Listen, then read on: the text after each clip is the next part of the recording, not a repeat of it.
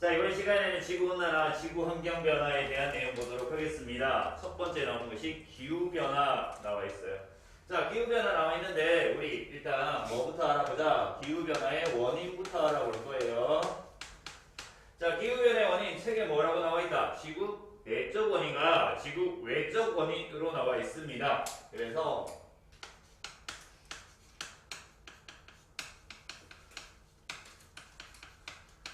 지구 내적 원인을 먼저 볼 겁니다. 뭐 있어요?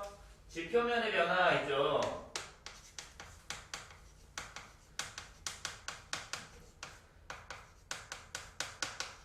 지표면의 변화라고 나와 있는데 이거는 뭐를 결정하냐면은 반사율이라는 것을 결정을 합니다.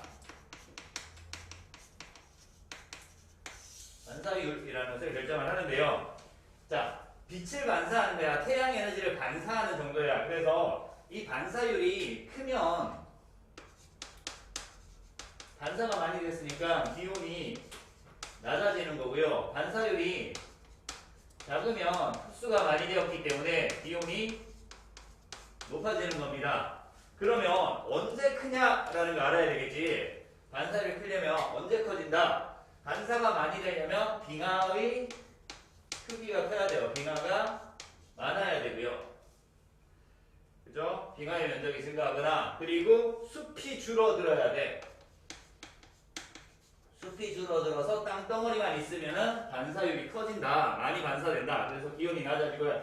반대로 지구온난화에서 빙하의 크기가 점점 작아지면은 얼음이 반사를 못하겠지. 물로 됐으니까. 그래서 반사율이 작아지고요. 그리고 숲이 많아지면은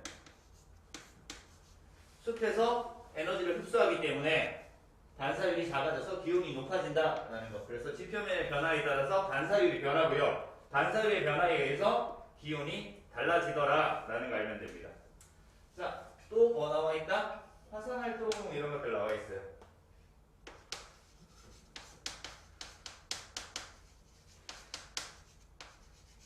우리 대멸종에서도 봤지만 화산활동에 의해서 생물이 멸종이 되는 경우가 있었습니다. 두 가지 정도 있었죠. 이산화탄소가 많아져서 지구온난화 현상이 일어나는 것과 화산재가 다량으로 방출되어서 빛 에너지를 차단해서 기온이 낮아지는 경우 이렇게 두 가지를 봤습니다. 그래서 화산활동 여기서는 뭐 다량의 화산재가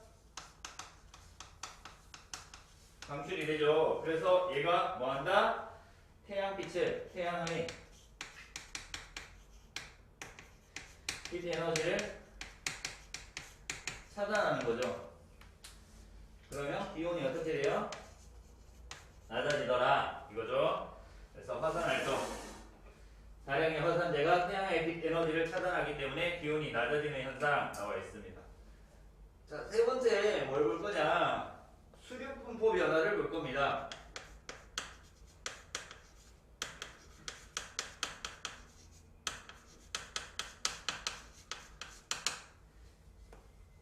자, 대륙 이동입니다. 수륙 분포 변화는 대륙 이동인데요.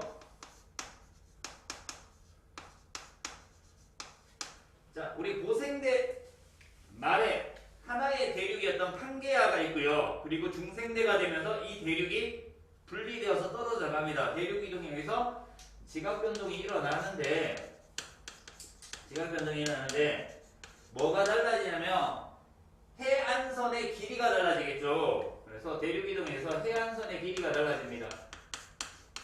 해안선이 달라져요. 그래서 원래는 육지였던 곳이 바다하고 인접하기 때문에 날씨 변화가 생기는 거야. 비열 차이 때문에. 그래서 대륙 이동하고요. 이거 원인이 뭐냐? 대기와 해수의 순환도 일어난대요. 얘네 때문에 대기와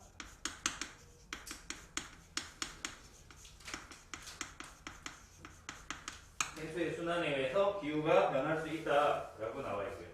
자, 그다음에 네 번째 뭐 나와 있다? 대기 조성의 변화 나와 있어요.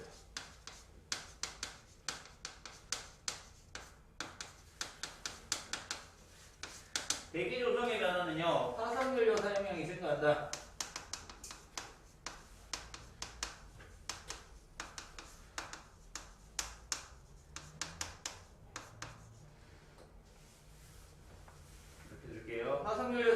증가하면 대기 중에 이산화탄소 기체가 증가하기 때문에 뭐가 일어나요? 온실기체 양이 증가하기 때문에 지구온난화가 나타나더라. 그래서 이산화탄소 농도 변화에 의해서 기후가 변할 수 있다라는 것을 알 수 있습니다. 됐습니까? 자, 이렇게 해서 얘네들이 뭐다? 지구 내적 원인이었습니다. 지구 안에서 일어나는, 지구 내에서 일어나는 기후 변화의 원인입니다. 자, 기후라고 하는데요. 기후라고 하는 것이 뭐냐? 기후는 긴 시기 동안의 평균적인 날씨 변화를 기후라고 얘기를 해요. 그래서 오랜 기간 동안 나타나는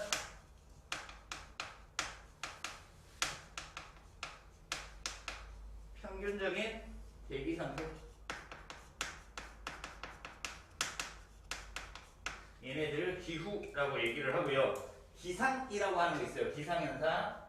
기상이라고 하는 것은 짧은 시간 동안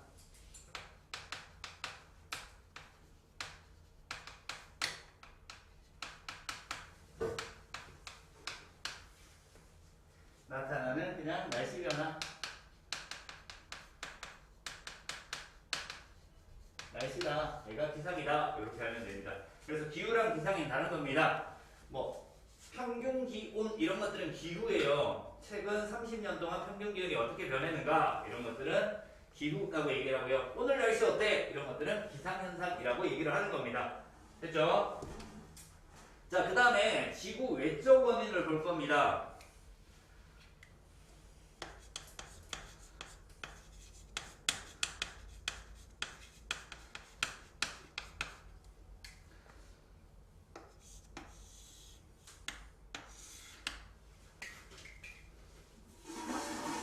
지구 외적 원인, 태양활동 변화 있고요.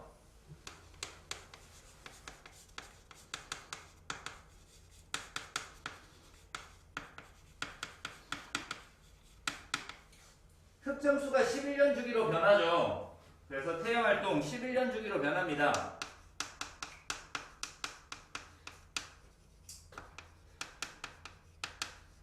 그래서 태양활동이 활발할 때랑 활발하지 않을 때랑 태양에서 오는 태양 에너지 양이 달라집니다.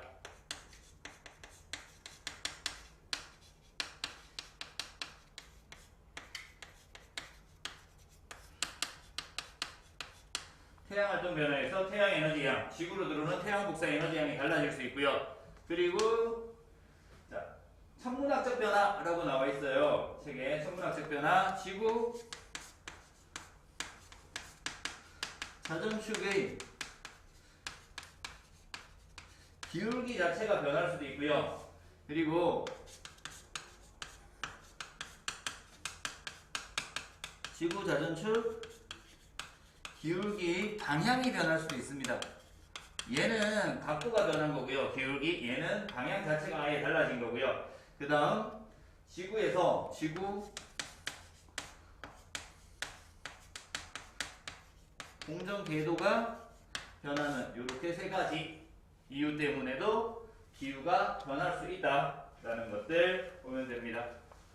자, 얘네들 때문에 태양 복사 에너지의 입사량, 지구로 들어오는 양이 달라지기 때문에 그런 건데요. 지금부터 정리를 좀 할게요. 요 세 가지 내용 정리를 좀 하도록 하겠습니다.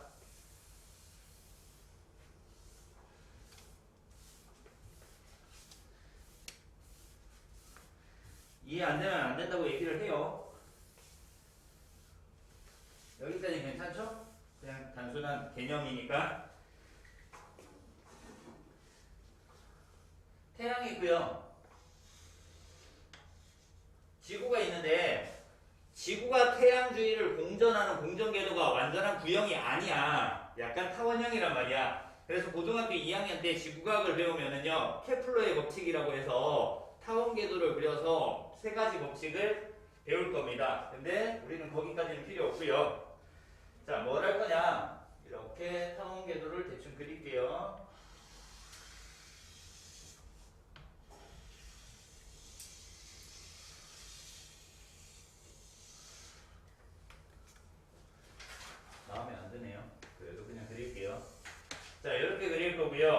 여기에 지구가 있고요. 여기에 지구가 있을 거예요. 입체이기 때문에 여기가 가까운 건 아니에요. 그냥 거리를 보면은 여기가 가장 가까운 곳이에요. 가장 가깝기 때문에 이 가장 가까운 것을 태양하고 가장 가까운 지점이라고 해서 근일점이라고 얘기를 합니다. 그리고요, 여기가 가장 멀리 떨어져 있는 곳이기 때문에 태양에서 가장 멀리 떨어져 있다라고 해서 원일점이라고 얘기를 해요. 자, 우리 지구 자전축이 기울어져 있죠. 기울어져 있어요. 중심에서 요만큼 이렇게 기울어져 있어요. 중심에서 요만큼 이렇게 기울어져 있습니다. 중학교 2학년 때 배우죠, 그죠? 자전축이 공정 궤도면에 66.5도 기울어진 채로 공전하기 때문에 계절 변화가 생긴다. 이런 것들 배웠어요, 그죠? 자, 그래서 우리나라 기준, 얘가 적도고요. 적도에서 북위 몇 도 있으니까 우리나라 기준으로 왼쪽에 있을 때, 이 지점에 있을 때가 어느 계절이다? 여름이에요.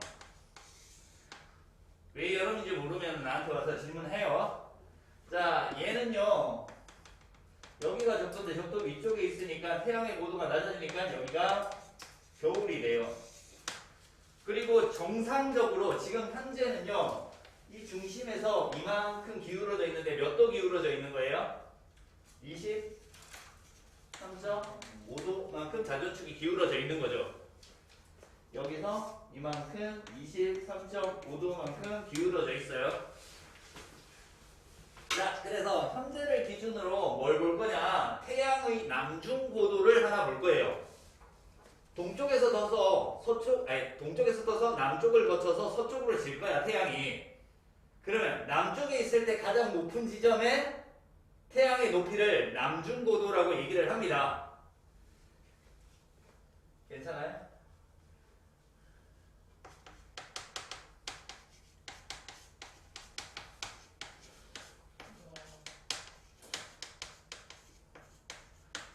태양의 남중고도 H라고 두고 볼 거예요. 남쪽에 위치할 때의 가장 높은 높이, 가장 높이 있을 때의 높이를 볼 거예요.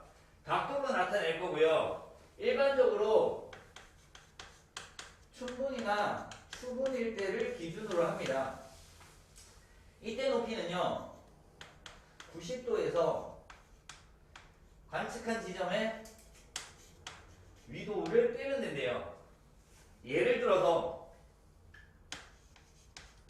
관측한 지점에 위도가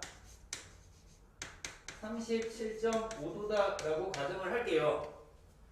그러면은 춘분이나 추분일 때는 남중고도가 어떻게 돼? 90-37.5도 해주면 되겠죠? 맞아요? 그럼 얼마 나와요? 52.5도가 남중고도가 될 거예요. 봄이나 가을에 남중고도가 될 겁니다. 자, 여기에서 이제 하지 때랑 여름이죠? 동지 때랑 남중고도를 구할 거예요. 일단 기본적인 남중고도는 90에서 위도를 뺀 것이 남중고도입니다. 자, 여기에서 하지는 여름철에는 좀 더 높아져야 되는데 얼마만큼? 자전축의 기울기만큼 높아진대. 23.5도만큼 높아지는 거고요. 동지 때는 빼준데 얼마만큼? 자전축의 기울기만큼 더 낮게 뜨더라 라는 거예요. 그래서 하지 때의 남중고도는 52.5에서 23.5 더하면 되겠죠. 그래서 76도가 나올 거고요. 동지 때는요, 52.5에서 23.5 빼면 되니까 29도 정도 나오겠네요. 맞아요? 계산 맞나요? 52.5에서 23.5 빼면 맞는 거 같네요. 자, 그래서 얘네들의 여름과 겨울의 고도 차이가 47도 정도 차이가 나더라 라는 거예요. 고도 차가 크면은요, 여름과 겨울철에 온도 차가 큰 거야. 기온 차이가 큰 거고요. 고도 차가 작다라는 얘기는 여름과 겨울의 기온 차가 작다라는 얘기입니다. 그렇죠? 자, 일단 현재 기준으로 이렇게 정리를 했어요. 자, 이제 뭔가 변할 겁니다. 기울기가 변하고 기울기의 방향이 변하고 지구 공전 궤도가 변할 거예요. 됐습니까? 자, 그래서 현재는 이렇게 되는데, 자, 이게 뭔가 변할 거야. 첫 번째 변하는 게 뭐다? 지구 자전축의 기울기가 변할 겁니다. 그래서 첫 번째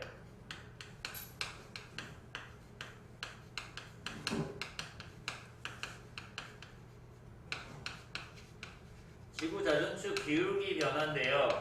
기울기가 어떤 특정한 각도 안에서 변할 거예요. 21.5도에서 24.5도 정도로 변할 거예요. 그래서 21.5도에서 24.5도 사이를 이렇게 변할 거야. 그러면 우리 23.5도였잖아요. 여기서 23.5도보다 작아졌을 때랑 23.5도보다 커졌을 때랑 어떻게 변하는지 볼 거예요. 자, 일단 기본적인 얘는 똑같을 거잖아요. 52.5도라고 하는 건 똑같겠죠. 그리고 난 다음에 하지 때랑 동지 때의 고도 차이가 나타나겠지. 그러면 하지 때랑 동지 때랑 고도 차이가 어떻게 나타나는지 정리를 한번 하자. 21.5면 21.5만 더하면 되니까 이 각도보다 2도 정도 낮아지겠네. 맞아? 그러면 얘는 74도가 될 거고요. 얘는 1도 높아지니까 77도가 되겠죠. 그죠? 24.5일 때는.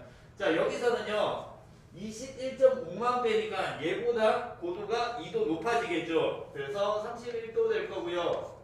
얘는 1도 낮아지니까 28도 되겠죠. 그러면은 자, 자전축의 기울기가 작아졌을 때 얘네들 둘 사이에 고도 차이가 얼마 나타난다고요? 43도 정도 차이가 나타난대요. 그리고요. 자, 이런 식으로 기울기가 커졌을 때는 얘네들 둘 사이에 49도 정도가 차이가 나는 거죠. 자, 그러면 기울기가 작아졌을 때는 여름과 겨울의 고도차가 적어졌다. 그러면은 여름과 겨울의 기온차가 작아졌다는 거죠. 그래서 연교차가 1년 동안의 기온차, 연교차가 어떻게 된다? 감소한다, 작아진다 라는 걸 알 수 있고요. 기울기가 커지면 연교차가 증가한다, 커진다 라는 것을 알 수 있습니다. 그래서 기울기 변화에 따라서 기온이 달라지더라 라는 걸 알 수 있었죠. 됐죠? 자, 이제 두 번째는 뭐 볼 거냐? 여기를 좀 지울게요.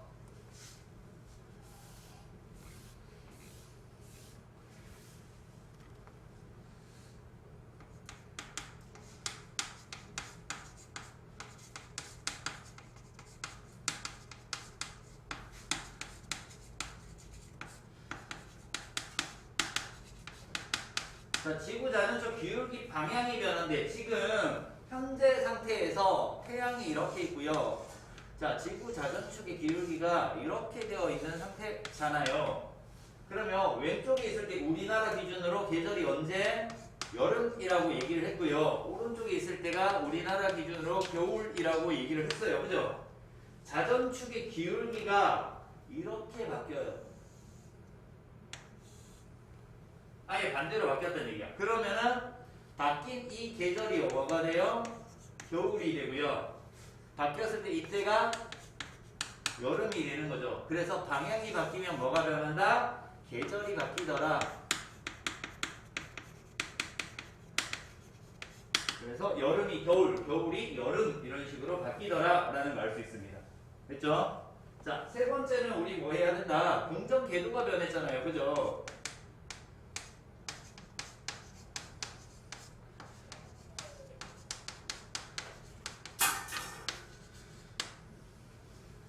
자, 지금 보면은요, 요렇게 되어 있어요, 지금. 요렇게. 자, 태양에서 지구까지 멀리 떨어져 있대. 여름인데 멀리 떨어져 있고요. 겨울인데 좀 가깝게 있단 말이야. 근데 공전 궤도가 변한다는 것은 어떻게 변한다는 얘기냐면은요, 이렇게 변해요. 타원형인데, 얘가 좀 더 안쪽으로 요렇게 들어온 형태가 되고요. 얘가 약간 바깥쪽으로 요렇게 빠진 형태의 원형으로 요렇게 이번에는 공전을 할 겁니다. 궤도가 이렇게 바뀌었어요. 자, 그러면 여름인데 태양하고 가까워졌으니까 어떻게 돼? 온도가 더 높아질 거고요. 겨울인데 좀 더 멀어졌으니까 온도가 더 낮아지지. 그래서 연교차가 커지게 됩니다. 기온 변화가 나타나게 되겠죠. 그래서 공정 궤도가 변화되면서 가까워지거나 멀어지면서 온도가 높아지거나 온도가 낮아짐으로 해서 연교차가 변할 수 있다라는 거 알면 됩니다. 얘가 지구 외적 요인이 되겠네요. 됐습니까? 이렇게 세 가지 정도 알아두면 됩니다. 자, 그래서 기후 변화에 대해서 보고 있어요. 자, 그 다음에 기후변화의 원인을 봤고요. 이제 밑에 보면은 기후변화 연구 방법에 대해서 나와 있습니다. 이거 지울게요.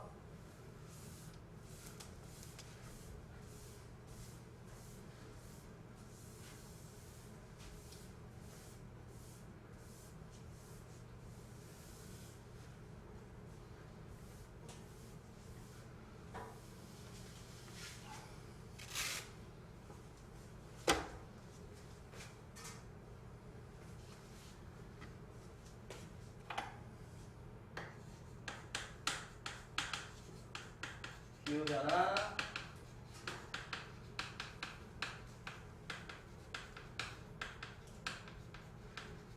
연구 방법을 보도록 하겠습니다. 어제 내가 TV를 보는데 혹하는 사이라는 TV 프로그램을 봤거든. 거기에 나오는 주제가 지구온난화였어. 제 방이겠죠 당연히. 지구온난화를 봤는데, 자, 지구온난화, 기온이 변하는 것을 뭐를 가지고 분석을 하느냐. 일단 첫 번째, 나무의 나이테로 분석을 해요. 그게 나왔단 말이야.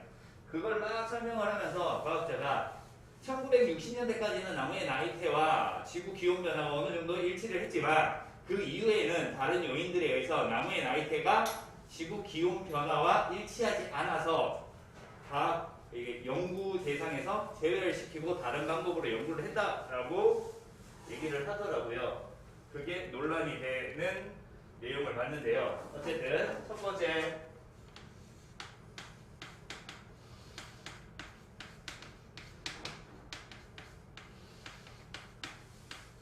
나무 나이테를 연구를 합니다. 자, 나이테가 어떻게 생겼어요? 이렇게 생겼어요. 자, 봐요. 그냥 나무 둥치가 있으면 여기에서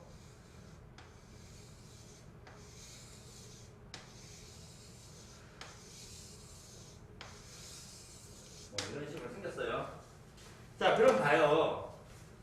자, 여기서 여기 간격은 넓은데 여기서 여기가 좁잖아요. 그쵸? 이런 식으로 간격이 다르단 말이에요. 근데 나무의 나이테는 몇 년 간격으로 나타나요? 나이테는 1년 주기로 나타나는 거예요. 그죠? 1년 주기로 나타나고, 나이테가 나타나는 이유는요, 생장 속도 때문에 나타나는 겁니다.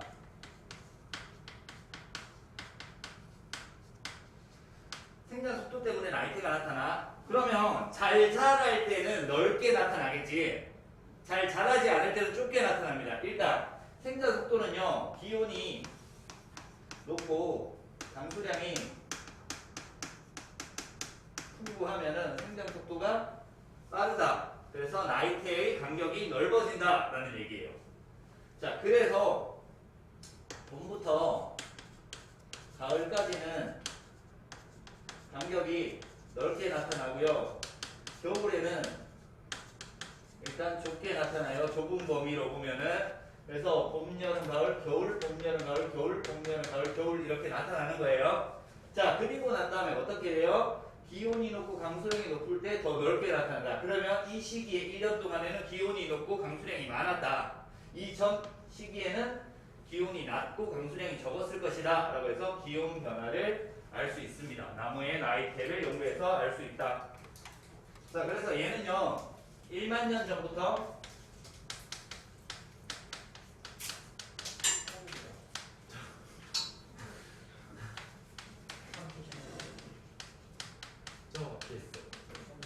수십 년 전까지, 그래서 최대 1만 년 전까지의 기후를 알아볼 때 나무의 나이테를 사용을 한다라는 걸 알면 되겠습니다. 됐나요? 두 번째,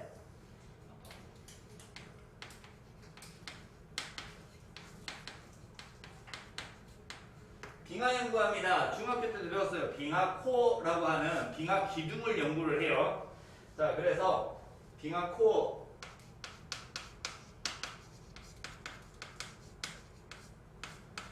빙하를 뚫어서 만든 기둥이에요. 뽑아낸 기둥입니다. 이 빙하 코어를 가지고 연구를 할 건데요. 빙하 코어에는 일단 줄무늬가 있어요.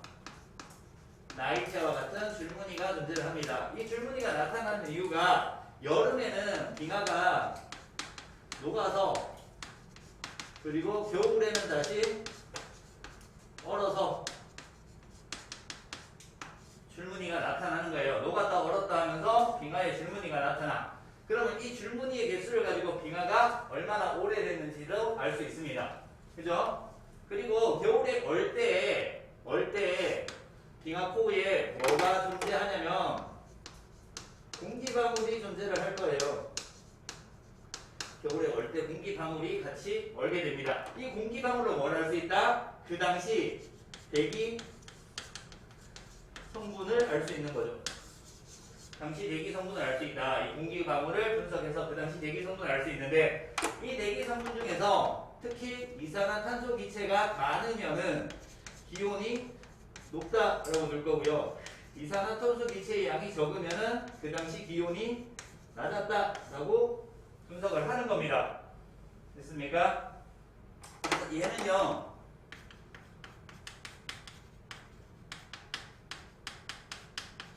수십만 년 전까지의 기후변화를 분석할 수 있는 것이 빙하코어로 분석을 할 수 있다라고 알면 됩니다. 됐죠? 그래서 최근 나이테 그보다 좀 더 오래 빙하코어를 연구해서 알 수 있다. 자, 세 번째는요. 책에 지층 연구 나와 있어요.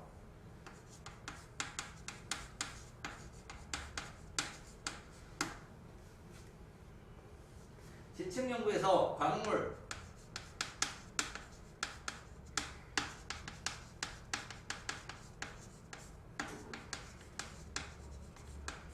암석의 종류, 퇴적 구조 이런 것들을 관측해요. 그래서 과거 기후를 알 수 있는데 자, 퇴적 구조에서 간단하게 몇 가지만 볼게요. 권흔이라는 거 있어요. 갈라진 흔적 이런 것들이 있고요. 사층리 이런 것들인데 권흔이라고 하는 것은 이때 어땠다? 건조한 기후였다. 뭐 이런 것들을 알 수 있는 겁니다. 그래서 퇴적 구조가 어떤 것들이 나타나느냐에 따라서 그 당시 환경을 알 수 있었다라는 거. 자, 그 다음에 네 번째 화석 연구 나와 있습니다. 우리 화석에서 표준화석과 시상화석이 있다라고 배웠어요. 그죠? 표준화석은 뭘 알 수 있는 거? 그 당시 지질 시대를 알 수 있는 거죠. 시대를 알 수 있는 거였고 시상화석은 뭘 알 수 있는 거였다? 환경을 알 수 있는 거였다. 그러면 그 당시에 어떤 생물이 살았느냐를 알면은요. 따뜻한 곳이었는지 추운 곳이었는지도 알 수 있을 거잖아요. 그죠? 그래서 화석을 가지고 그 시기의 기후를 측정할 수 있습니다. 그래서 해저 퇴적물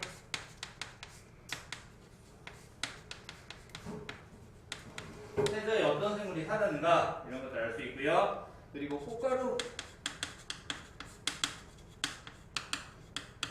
화석을 가지고 어떤 식물이 생존을 했는가라는 거 알 수 있습니다.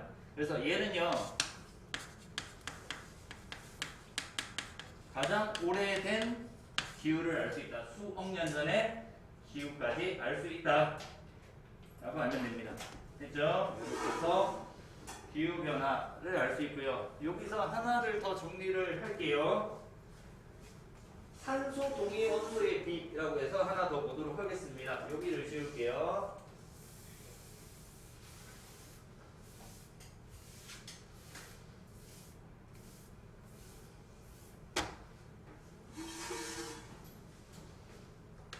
왼쪽에 나와 있어요.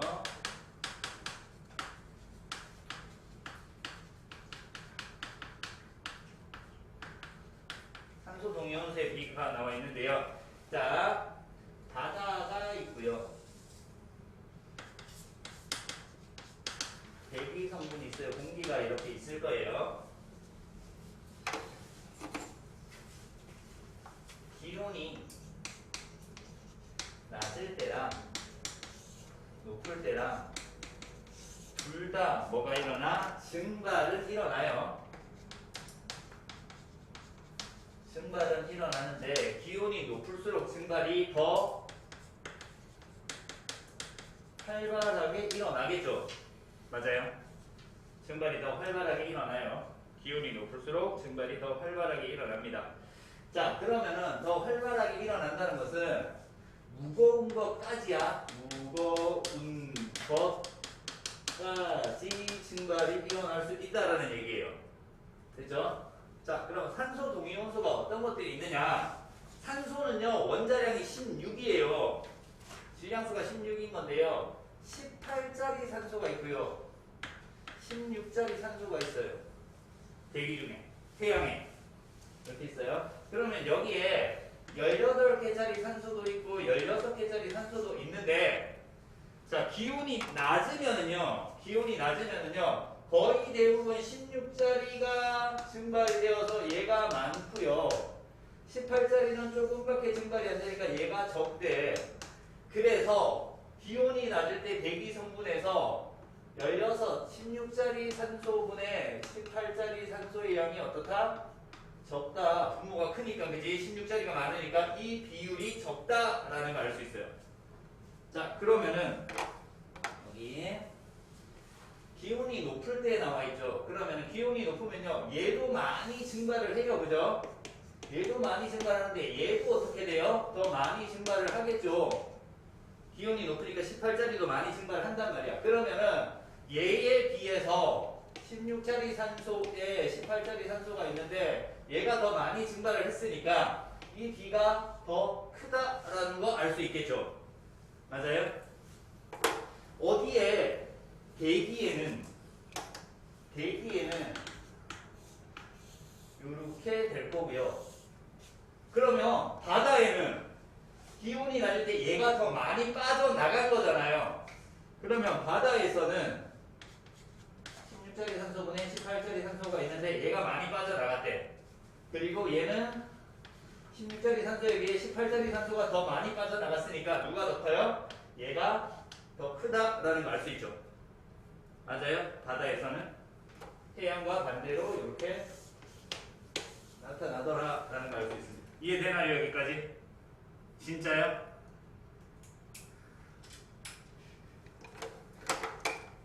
자, 이해 안 되면 이렇게 볼게요. 얘가 100개가 있었고요. 얘가 100개가 있었어요. 얘가 100개가 있었고, 얘가 100개가 있었단 말이에요. 자, 여기서 빠져나가는 게 50개 빠져나가고 20개가 빠져나갔어요. 얘가 온도가 더 높으니까 한 70개 빠져나가고 얘가 한 50개 빠져나갔어요. 그러면 얘는요 50분의 20이 될 거고요. 얘는 70분의 50이 되니까 당연히 70분의 50이 더 크겠죠. 이해돼요? 그럼 50개 빠져나가고 20개 빠져나가니까 남은 게 몇 개 남았어요? 50개가 남았고 80개가 남았겠죠. 맞아요? 얘는 70개 빠져나가고 50개 빠져나갔으니까 얘 몇 개 남았어요? 30개 남았고 얘가 50개 남았겠죠. 어? 아, 더 빼야 되는데 얘 60개 가죠. 40개가 남았고 50개가 남았겠죠. 됐죠? 그래서 얘는 1.6 정도 되고 얘는 1.25 정도 되죠. 그래서 얘가 더 크다 이렇게 나타나는 겁니다. 됐죠?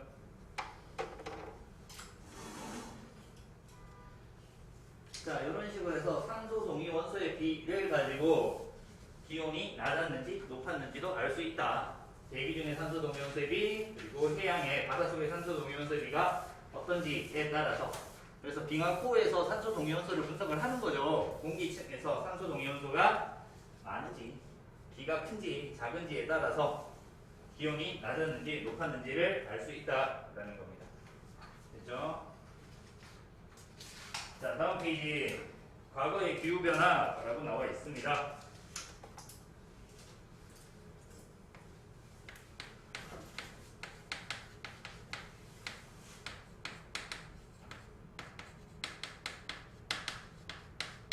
자, 과거의 기후변화 나와 있고요. 자, 기온 편차 나와 있습니다. 첫 번째 나와 있는 것이 과거 40만 년 동안이라고 나와 있고요. 그죠?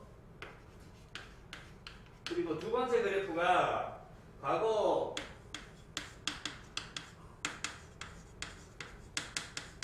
1000년 동안이라고 나와 있어요. 자, 40만 년 동안의 그래프를 봤더니 기온 편차가 어떻게 돼요? 거의 일정하게 나타나요. 그죠? 0, 마이너스 4, 8, 마이너스 8 이렇게 있는데요. 자, 그리고요. 0, 마이너스 4, 마이너스 8 이렇게 있는데요. 자, 낮아졌다가 높아졌다가 낮아졌다가 높아졌다가 낮아졌다가 높아졌다 이런 식으로 계속 똑같이 반복이 되죠. 그래서 여기서 요 사이에 계속 왔다 갔다 하는 것을 알 수 있습니다. 책에 나와 있죠? 그렇게 보면 되고요. 근데 과거 1000년 동안 봤더니 어떻게 돼요? 과거 1000년 동안 이렇게 봤더니 자, 이번에 0.5, 0.0, 마이너스 0.5, 마이너스 1.0 이렇게 나오는데요. 어떻게 돼? 여기서부터 막 이렇게 왔다 갔다 하고 있단 말이에요. 그죠? 왔다 갔다 하고 있다가 여기서 갑자기 빵 올라갔죠. 이 부분. 맞아요? 그래서 기온 편차, 그러니까 기온이 갑자기 증가하는 경우가 나타나더라.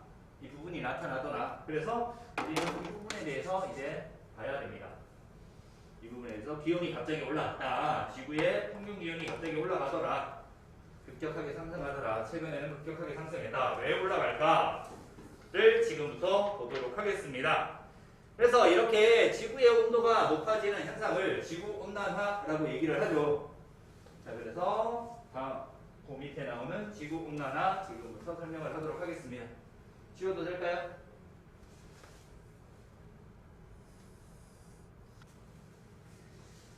자, 이제 지구온난화 보도록 하겠습니다. 그래서 두 번째 2번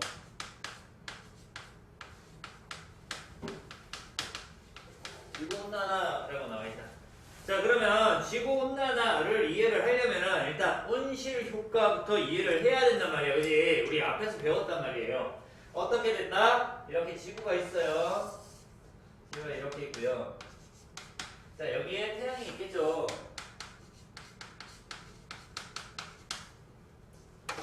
자, 태양 에너지가 지구로 이렇게 들어올 겁니다. 지구로 들어올 건데요. 지구로 들어오는 양 중에서 일부는 어떻게 된다고요? 반사되어서 빠져나가죠. 그죠? 그래서 전체 100 중에서 약 30% 정도는 반사되어서 나가고 70% 정도가 흡수가 되는 거죠. 맞아요? 흡수되었다가 지구에서 방출되어서 빠져나가는 양이 전체 얼마? 70%가 빠져나간단 말이에요. 그래서 흡수되는 양과 방출되는 양이 같기 때문에 어떤 상태? 열평형 상태에 도달한다라고 배웠어요. 그죠? 자, 근데 여기서 끝이 아니라 이 대기가 있어요. 그죠? 이렇게 대기가 있습니다. 대기가 있으면은요, 이 대기에서 지구 복사 에너지로 빠져나가는 적외선이라는 열 에너지를 흡수를 했다가 다시 지표로 방출을 해요. 재방출하는 이런 형태가 있더라. 그래서 완전히 다 빠져나갈 때보다 이 과정을 거치니까 어떻게 돼요? 평균 기온이 연평균 기온이 높게 유지되더라라는 거예요. 얘가 뭐다? 온실 효과야. 따뜻하게 유지되는 효과. 그래서 대기가 없을 때 연평균 기온이 영하 18도씨 정도라면 대기가 있을 때는 연평균 기온이 15도씨 정도로 높게 유지되더라라는 거예요.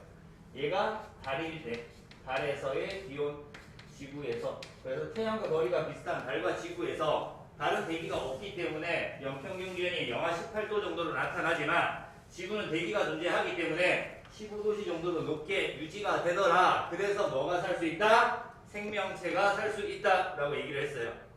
자, 그러면 이 적외선을 흡수하는 대기 성분이 있을 거잖아요. 그죠? 적외선을 흡수하는 대기 성분이 기체를 무슨 기체라고 한다? 온실 기체라고 얘기를 하는 거예요. 그죠? 온실 효과를 일으키는 기체를 온실 기체라고 얘기를 합니다. 자, 그러면 지구온난화 대기 중 온실기체의 양이 증가하여 지구 평균 기온이 상승하는 현상이다 라고 나오는데요. 우리 뭐부터 봐야 되냐? 첫 번째 온실기체부터 먼저 정리를 좀 해야 될 것 같습니다. 지구 복사 에너지를 흡수해서 다시 지구로 재방출할 수 있는 에너지. 그래서 온실기체인데요. 온실기체는 뭐 있다? 일단 수증기 있어요. 수증기 있고요. 그리고 이산화탄소 존재를 할 거고요. 그리고 메테인 이런 것들도 있어요. 그리고 오존도 있고요. 산화이질소 라고 나와 있는데 NO2예요. 산화이질소 뭐 N2O 이렇게 나오기도 하고요. NO2 지울까요? 산화이질소 N2O가 되겠네. N2O. 자, 클로로플로로탄소라고 있습니다. 그래서 그런 것들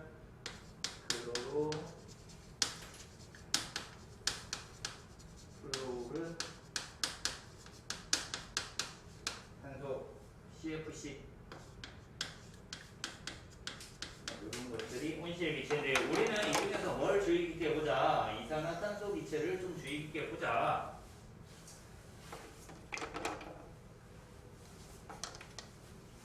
자, 온실기체 뭐 하는 거다? 지구 복사 에너지를 잘 흡수하더라라는 거. 자, 온실기체 이렇게 봤고요. 자, 그러면은 지구 온난화에 가장 큰 영향을 미치는 온실기체가 이산화탄소 기체다라고 알면 돼요. 자, 그러면은 두 번째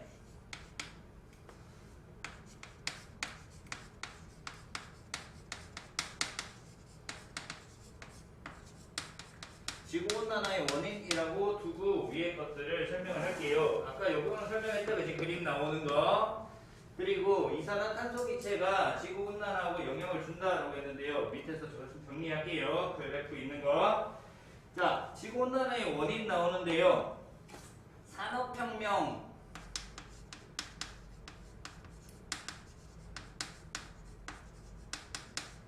얘가 기준이 될 거예요. 자, 산업혁명이 일어난데 산업혁명 이후에는요 뭐가 증가해? 화석연료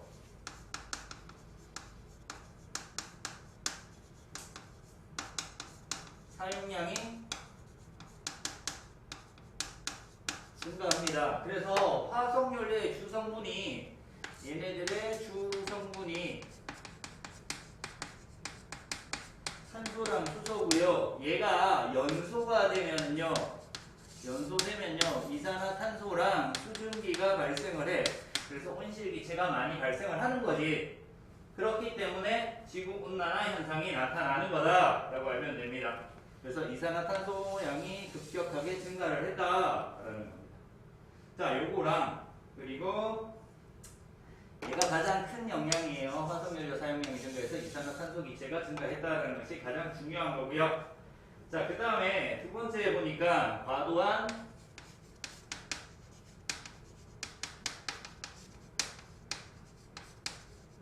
산림벌채라고 있습니다. 나무를 댄 거잖아요. 그죠? 나무를 베어 버리니까 뭐가 줄어들어요?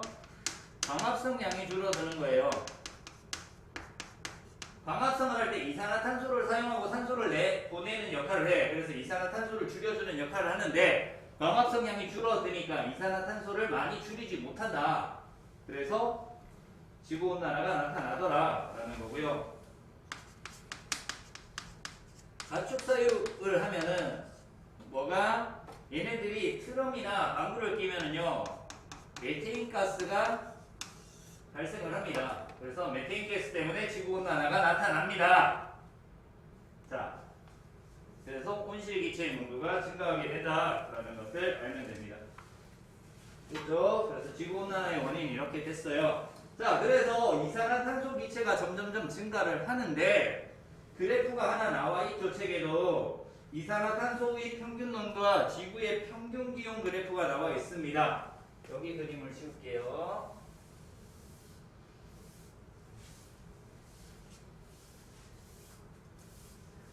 자, 그래프는 정확한 그래프보다는 그래프의 경향성을 좀 보는 게 중요합니다.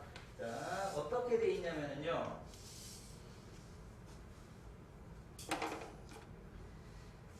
이산화탄소 농도가 여기서 막 이렇게 돼 있다가 여기 좀 올라가다가 여기서 이렇게 올라가는 형태로 나타나요. 그죠? 대충 드릴게요.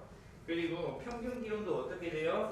여기서 이렇게 올라가다가 여기서 올라가다가 급격하게 증가하는 이런 형태로 나타납니다. 주인공 등장. 자, 그러면은요. 자요. 요 시기에서 여기서 요 시기에서 이산화탄소 농도 증가량 기울기를 보고요. 여기서 요 시기까지 이산화탄소 농도 증가량 기울기 그리고 여기서 이 시기에 이산화탄소 증가량의 기울기를 보는 거예요. 그죠? 그러면 이 시기에 CO2 농도가 급격히 증가를 해요. 언제? 1960년대 이후부터 급격하게 증가하죠. 이때 뭐가 일어났다? 산업혁명. 산업혁명이 일어났다. 그래서 이산화탄소 농도가 급격히 증가하니까 어떻게 돼? 기온도 같이 기온도 급격히 증가하더라라는 것을 알 수 있습니다. 됐습니까? 그래서 그래프 281쪽에 이산화탄소의 평균 농도랑 지구의 평균 기온 그래프의 경향성 이렇게 봐주면 됩니다. 됐죠? 안녕하세요. 자, 그러면은 지구 온난화가 지구 환경 변화에 어떤 영향을 미칠까 또 봐야 되겠죠.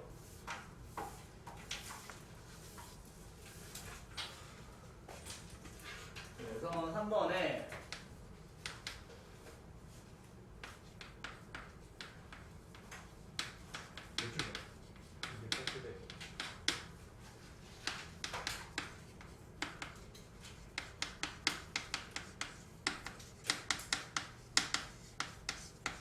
지구온난화, 지구환경변화라는 제목으로 보도록 하겠습니다.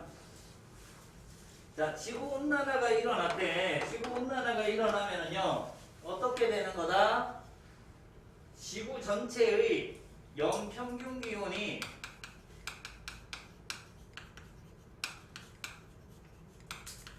상승하는 거지, 따뜻해지는 겁니다. 그죠? 따뜻해지기 때문에 첫 번째 뭐라고 나와 있어요? 빙하의 융해 나와 있죠. 노가대, 빙하의 융해, 그리고 해수의 열팽창, 온도가 높아지니까 부피가 증가하는 열팽창이 일어나는 거죠. 그러면은 얘네들 때문에 어떻게 된다? 해수면의 높이가 상승한다 라는 거 나와 있습니다. 281쪽 맨 아래쪽 하고 있어요. 그러면은 해수면의 높이가 상승을 했잖아요. 여기서 추가적으로 이런 것들 더 정리를 할게요. 해수면의 높이가 상승을 한다는 것은 지표면이 잠긴다라는 얘기지. 그러면 육지가 잠긴단 말이에요. 그러면 식물의 서식지가 감소하기 때문에 식물의 개체수가 감소해서 광합성량이 감소해.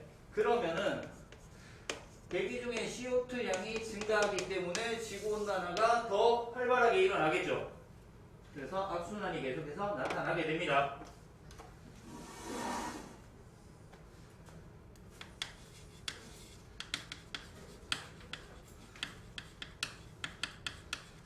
수온이 상승해요. 공기가 상승합니다. 온도가 높아지면 바다의 수온이 상승하기 때문에 그 바다가 증발하겠죠. 그래서 태풍이라든가 이런 기상이변 현상들이 많이 나타납니다. 자, 수온이 상승하기 때문에 강수량과 증발량이 변한다. 그래서 기상이변 현상이 일어나더라.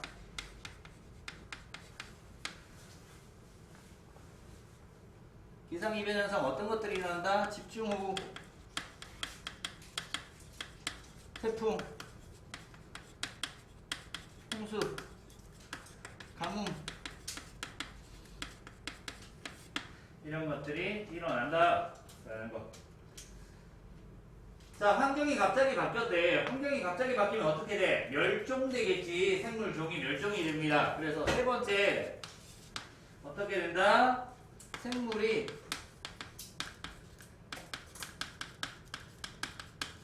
멸종됩니다. 그러면 생물 다양성이 낮아지기 때문에 생태계가 파괴가 될 수 있는 거죠. 맞아요? 자, 그리고요, 네 번째, 이산화탄소가 어디에, 바다에 녹아요. 우리 산연기 할 때 했습니다. 그죠? 이산화탄소가 바다에 녹으면 탄산 형태가 됩니다. 그래서 바다가 어떻게 돼? 산성이 되는 거죠. 해양산성화가 일어나. 그러면 수소이온의 수가 많아지기 때문에 탄산칼슘의 주 성분으로 가지고 있는 조개 껍데기나 산옥 같은 것들이 단단한 부분이 분해되어서 없어져서 생물이 멸종될 수 있다. 해양 생태계가 파괴될 수 있는 거죠. 그래서 해양 생태계가 글씨가 점점 개판이 되네요.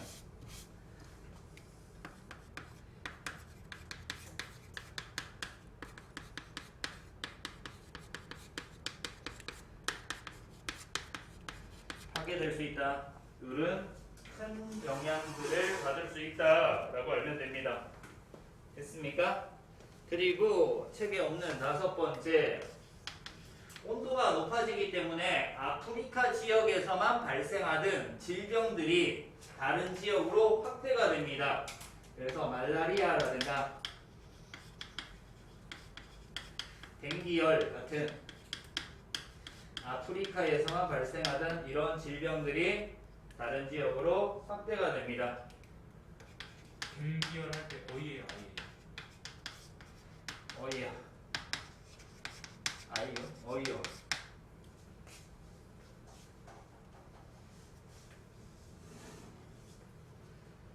자, 이렇게 해서 지구온난화와 지구환경변화에 대해서 알아봤다. 자, 책에는 안 나와 있는데 우리 지구온난화에서 뭘 중요하게 봐야 되냐면은 우리나라에서 지구온난화에 어떤 영향을 받는지, 우리나라가 어떤 영향을 받는지를 봐야 됩니다. 그래서 전 세계적인 지구온난화 말고요, 한반도랑 지구온난화가 어떻게 영향을 주는지, 한반도의 지구온난화에 대해서 정리를 좀 하도록 하겠습니다.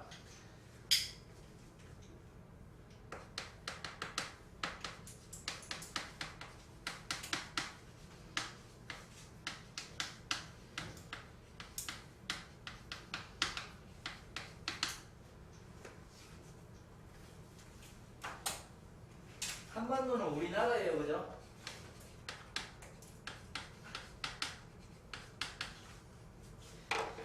자, 지구온난화에 의해서 우리나라도 어떻게 돼? 기온이, 평균 기온이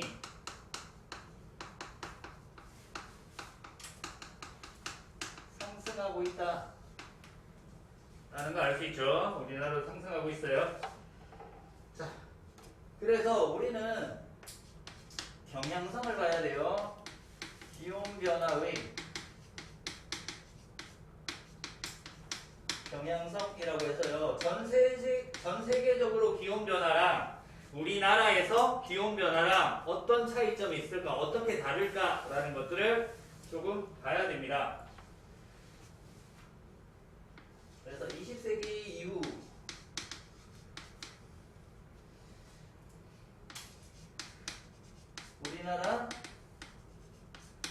우리나라에서의 평균 기온 상승률,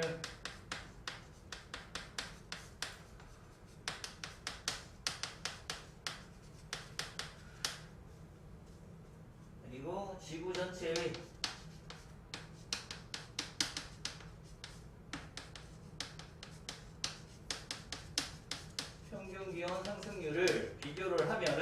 누가 더 클까요? 우리나라 평균 상승. 지구 전체. 그죠? 우리가 크니까 나왔겠죠, 당연히. 우리나라가 크니까 제시가 됐을 거예요. 우리나라의 평균 상승률이 더 크다. 약 2배 정도 더 커요. 약 2배 정도 더 크더라라는 거. 그리고 언제 우리나라의 평균 기온 상승률은 최근 30년간 급격히 증가하더라.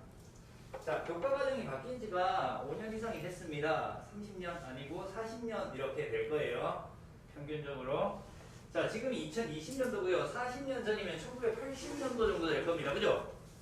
1980년도. 뭔가 되게 많은 것들이 일어났어요. 88년도에 88 올림픽이 개최되기 이전이죠. 우리나라 경제가 아직 발달되기 전 단계입니다. 그때 대통령이 누구였죠? 팔팔대요? 전두환 대통령이었어요. 전두환 같아요. 네.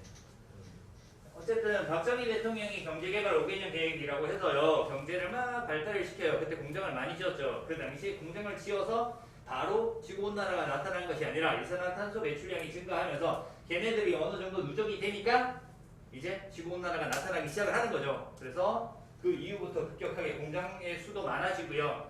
배기가스의 양도 많아지고 그렇게 되면서 최근 30년간 기온 상승률이 급격하게 증가했다. 이 최근 30년간 뭐가 많이 방출되었기 때문이니 CO2가 많이 방출되었기 때문에 그런 거죠.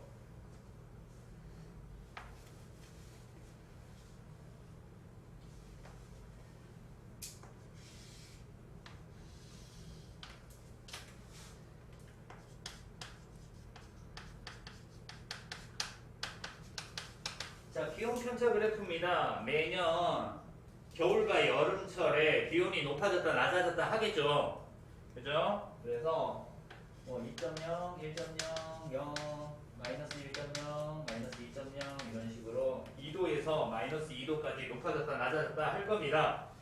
자, 그래서 얘네들 보면은요. 자, 지구 전체적으로 봤을 때는 크게 차이가 없어요. 얘가 처음에는 아래쪽으로 있다가 위로 올라가는 이런 형태로 나타나죠. 얘가 지구 전체라고 둔다면은요.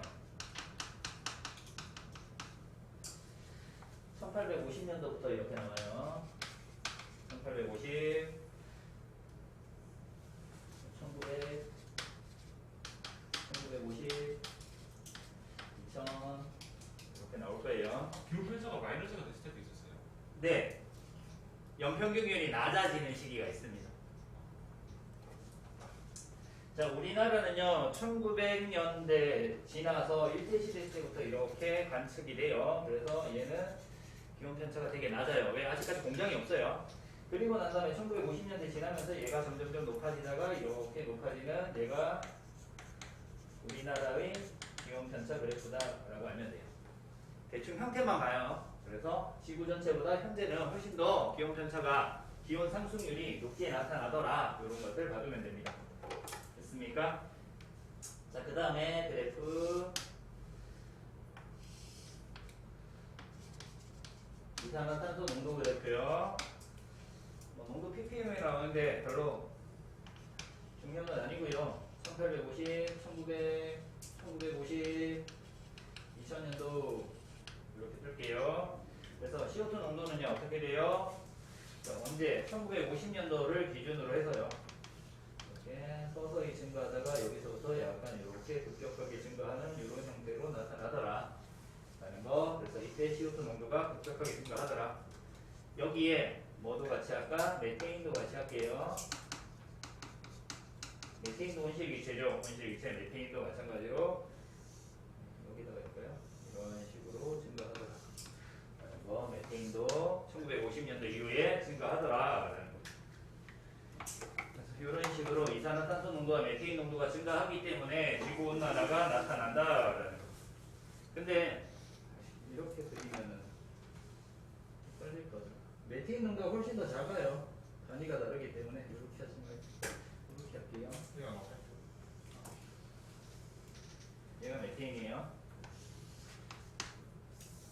어쨌든 증가하는 것 보면 돼요. 경향성 봐야 되기 때문에 CO2 농도가 훨씬 더 높다. 메탄 농도보다 이산화탄소 농도가 훨씬 더 높다.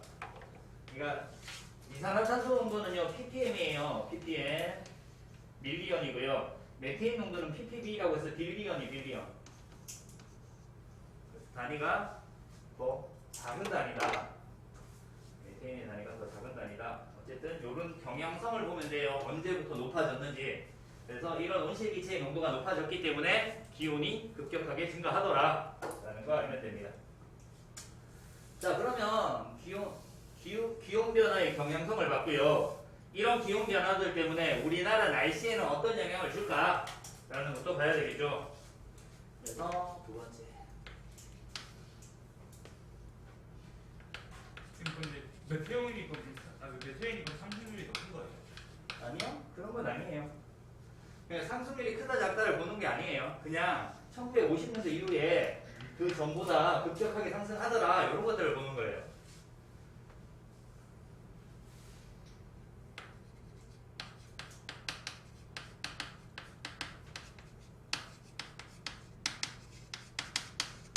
자 기후변화로 나타나는 영향 보도록 하겠습니다. 일단 계절은요. 여름은 길어지고요. 겨울철은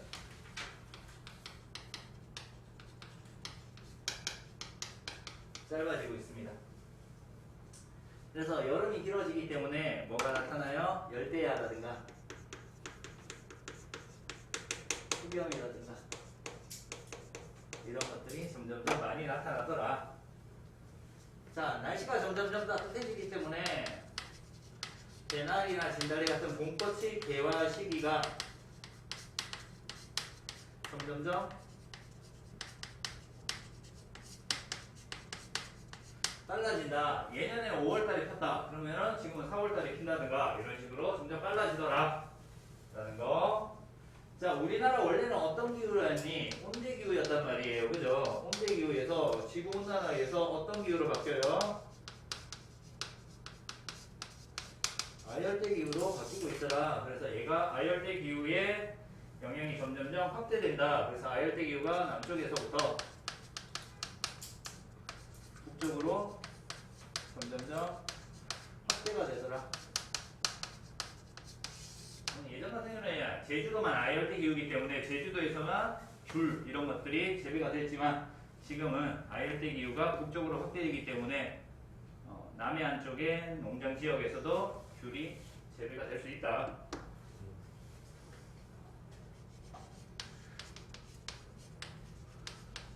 황대가 뭐예요? 확대요. 확대가 어딨어요? 확대 아니에요? 네. 황대가 아니에요. 확대 아니고요. 확대요.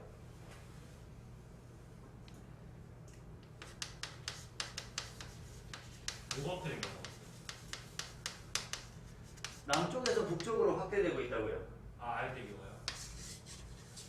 여기가 아열대 기후였다면 점점점 이쪽으로 확대되고 있다고 증가하고 있다.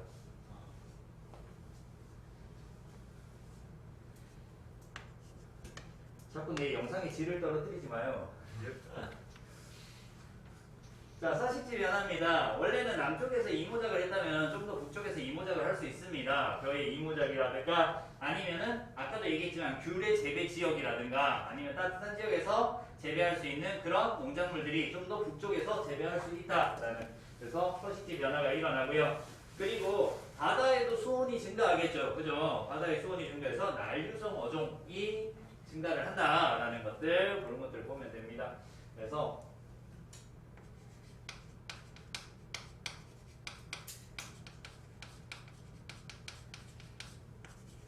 농작물 재배지가 변한다라는 거, 점점 북쪽으로 올라가더라라는 거고요. 그리고 바다에는요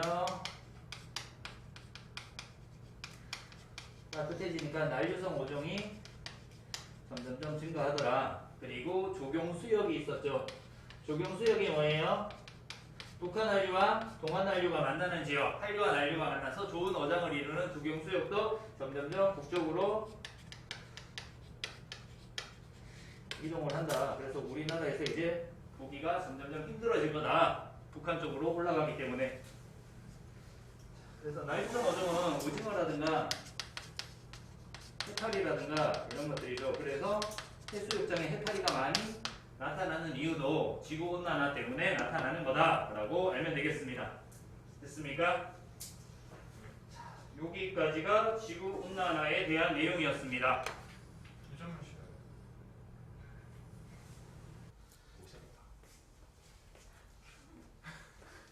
자, 계속해서 대기대순환 보도록 하겠습니다. 자, 대기대순환인데요. 자, 대기대순환은 두 가지 요인 때문에 발생을 합니다. 첫 번째는요, 태양 복사 에너지, 위도별 복사 에너지량이라고 해요. 그래서 태양 에너지에 의해서 그리고 플러스 지구의 자전. 이 두 가지 원인 때문에 대기 대순환이 나타납니다. 그래서 책에 보면요, 크고 작은 여러 규모의 대기 순환 중 지구 전체 규모로 일어나는 순환이다라고 나와 있고요. 대기 대순환의 발생 원인 나와 있습니다. 그래서 우리는 첫 번째 위도별 에너지 불균형에 대해서 먼저 보도록 하겠습니다.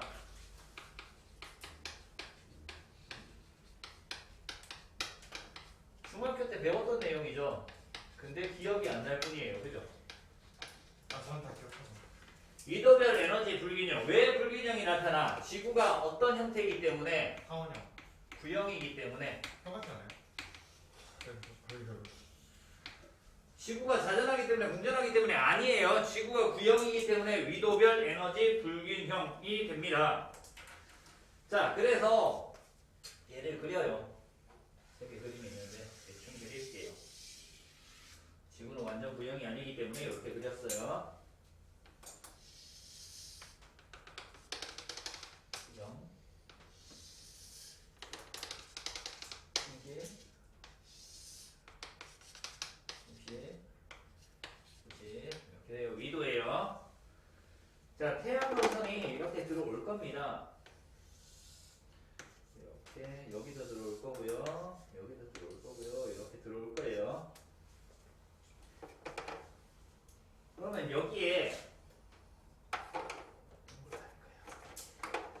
요만큼의 면적이 있어요. 요 길이. 그래서 얘 똑같은 길이를 기울여서 놓은 거예요. 여기는 얘는 더 많이 기울여서 이렇게 놓은 거예요. 똑같은 넓이를. 아, 됐죠? 그러면은 요 같은 넓이에 들어오는 태양 복사 에너지량을 따지는 거예요. 같은 넓이에 들어오는 태양 복사 에너지량을 따지는 거예요.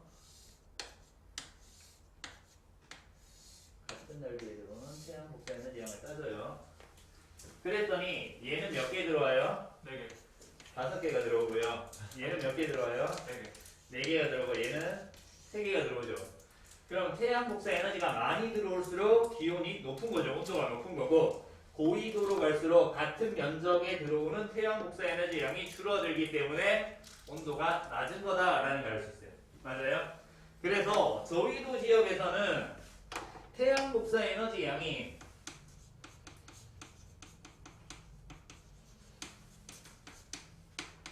흡수되는 거죠. 지구 복사 에너지 양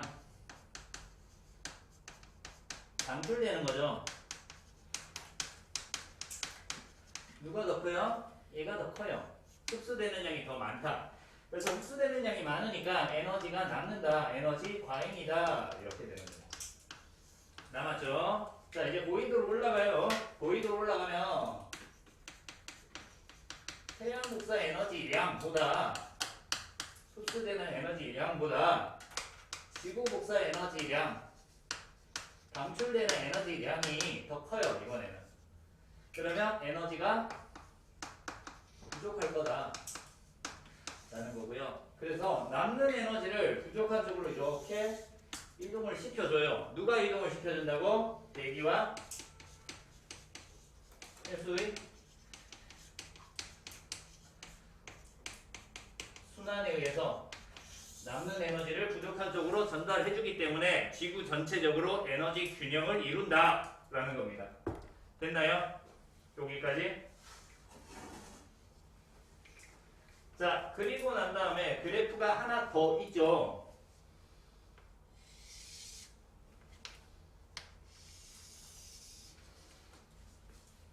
여기가 위도가 0, 여기가 30,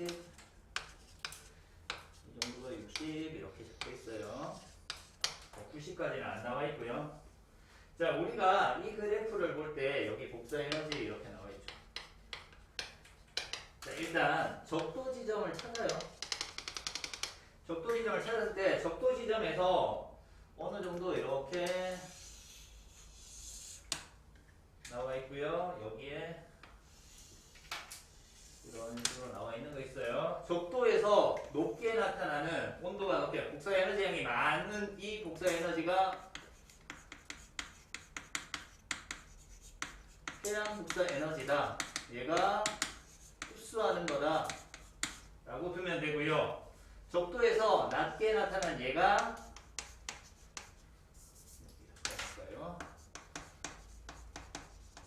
지구 복사 에너지다. 방출되는 에너지다. 이렇게 둘 수 있어요. 책에 그래프 있죠? 이렇게 둘 수 있고요. 그러면은 이 넓이가 있을 거잖아요. 흡수해서 방출을 빼면은 양의 값을 가지니까 이 넓이가 에너지가 과잉이죠. 남는 에너지의 양이 될 거고요. 그리고 이 넓이가 뭐가 돼요? 에너지 부족일 거잖아요. 맞아요? 이때 이 넓이랑 어떻다? 같다. 그래서 에너지가 평형을 이룬다 라는 것까지 알면 돼요.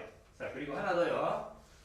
자, 여기서 만나는 요 지점의 위도를, 여기는 조금 잘 못 그렸는데 요 지점의 위도를 봤더니 요 지점의 위도가 몇 도냐면은 38도예요.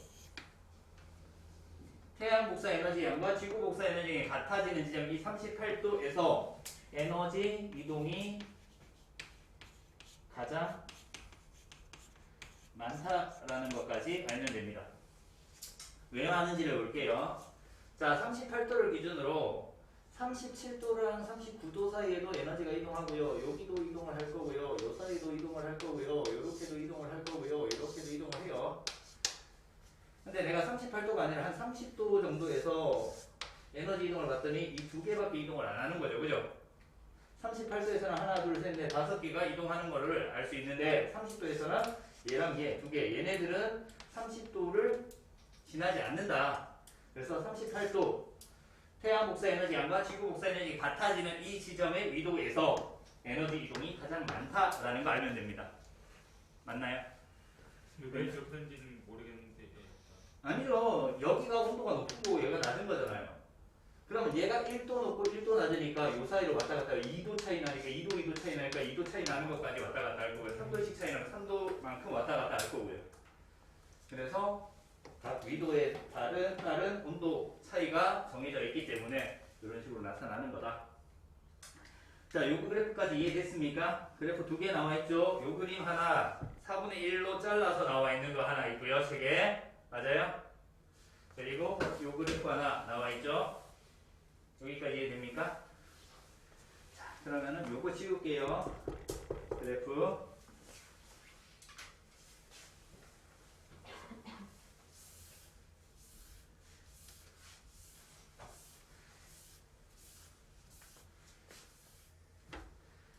자, 지구 다시 그릴게요.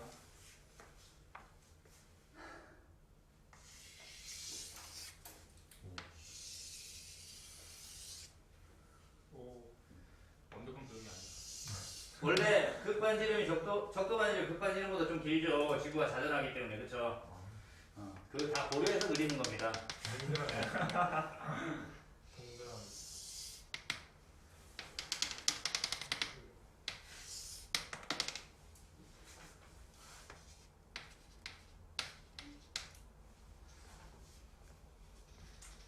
여기 온도 어떻다 그랬어요? 적도 지역에 제일 높아요. 온도 높아요. 그럼 공기가 상승할까요? 하강할까요? 상승 그렇죠. 공기가 상승. 상승이. 자, 공기가 상승하면은 여기에 뭐 생겨요? 고기야. 아니야 저기야. 구름. 구름 생기고요. 뭐가 내려요? 비. 비. 아니고. 그래서 여기가 열대 우리. 우림 지역이 나타나는 거예요. 기온이 높고 비가 많이 오는 지역. 열대 우림이 여기서 나타나요. 자, 공기가 상승하니까 고압대예요, 저압대예요. 저압대. 그렇죠. 저기압이죠. 저압대 이렇게 나타나는 겁니다. 네, 여기까지 돼요. 자, 극지방향 온도가 낮아요. 그럼 공기가 상승할까요, 하강할까요? 하강. 하강하죠. 하강해요. 하강하면 구름 생겨요, 안 생겨요? 안 생겨요. 그럼 비 와요, 안 와요? 안 와요.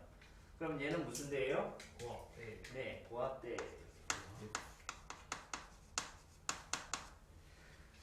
자, 여기 있던 공기가 위로 올라갔어요. 여기가 비어 있을 거고요. 위에서 공기를 누르니까 이 공기는 어떻게 이동해요? 이렇게 이동을 하겠죠. 네. 이렇게 내려와요. 그렇죠? 이해되나요? 자, 그럼 여기 있던 공기가 이렇게 이동해서 극지방까지 이동을 할 겁니다. 맞나요? 여기까지? 그래서 기본적으로 어떻게 돼? 가열, 냉각, 그러니까 태양 복사의 에너지에 의해서 나타나는 순환은 하나만 나타납니다. 이렇게. 자전하지 않을 때. 그래서 왼쪽에 그림 나와 있죠. 지구가 자전하지 않을 때 대기 대순환이라고 해서 나와 있습니다. 맞아요? 네. 이렇게 하나만 나와 있어요. 자, 근데 지구가 뭘 해요? 자전을 하잖아요. 태양 에너지뿐만 아니라 지구가 뭐 한다? 자전을 합니다. 자전함으로 해서 만들어지는 순환을 간접순환이라고 얘기를 해요. 열에너지 때문에 나타나는 순환은 직접순환이라고 하고요. 간접순환이 나타날 겁니다. 어디에서? 여기에서 올라가다가 여기에서 이렇게 내려오고 여기서 올라가다가 얘는 이 부분에서 내려올 거고요. 여기에서 같이 내려와서 이 방향이 아닌 반대 방향으로 이렇게 만들어지는 순환이 있어요. 원래 방향과 반대 방향. 그리고 얘는 원래 방향으로 이렇게 만들어져요. 그죠? 자, 요렇게 순환하는 하나, 그리고 요렇게 하나, 요렇게 하나. 그래서 얘가 직접 순환, 얘는 간접 순환, 얘는 직접 순환이라고 얘기를 해요. 자, 이렇게 얘기를 하고요. 자, 그러면 여기 볼게요.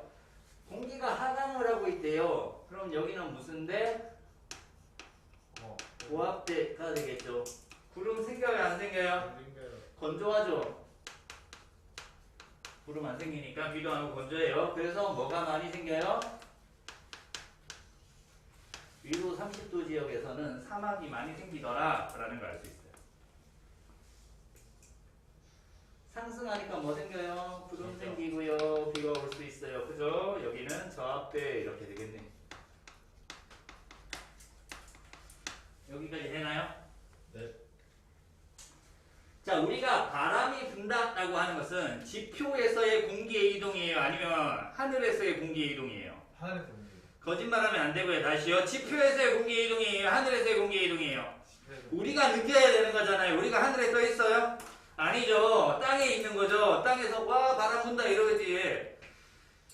비행기 타고 있다가 비행기에서 떨어지면서 와 바람 분다 이러진 않죠. 그죠? 그래서 얘가 바람이에요. 그죠? 이 공기의 이동이 바람입니다. 그러면 이 공기의 이동을 여기다가 정리를 할게요. 얘는 고위도에서 저위도로 내려오네요. 그러면 이렇게 내려오면 되겠네요. 얘는 저위도에서 고위도로 올라가니까 이렇게 그릴 겁니다. 얘는 고위도에서 저위도로 내려오니까 이렇게 그려주면 되죠.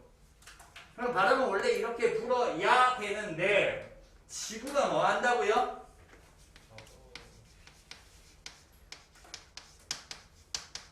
자, 혹시 지구의 자전 때문에 생기는 힘 아는 사람?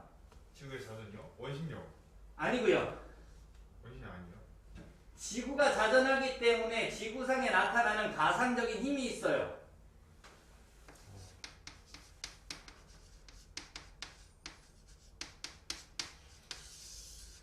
전향력, 방향을 바꿔주는 힘이 있어요. 전향력이라고 하고요. 자, 북반구에서는요. 이동 방향의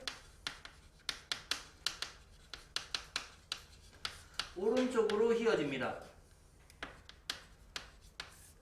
이동 방향의 오른쪽으로 휘어져요.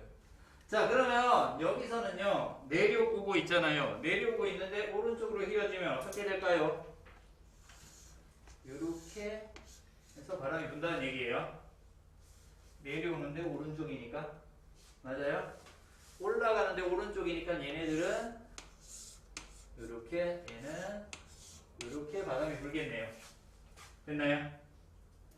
자, 이 바람 이름 볼게요. 얘는요, 북동풍이에요. 북동풍인데 어디에 사용되냐면 옛날에 무역에 사용된 바람이래요. 그래서 무역풍이라고 해요. 그래서 북동무역풍이 붑니다. 북동무역풍이 불고요. 얘는요, 서쪽에서 부는 바람이라고 해서 편서풍이라고 얘기를 해요. 그래서 얘는 극해에서 부는 동풍이라고 해서 극동풍이라고 얘기를 합니다.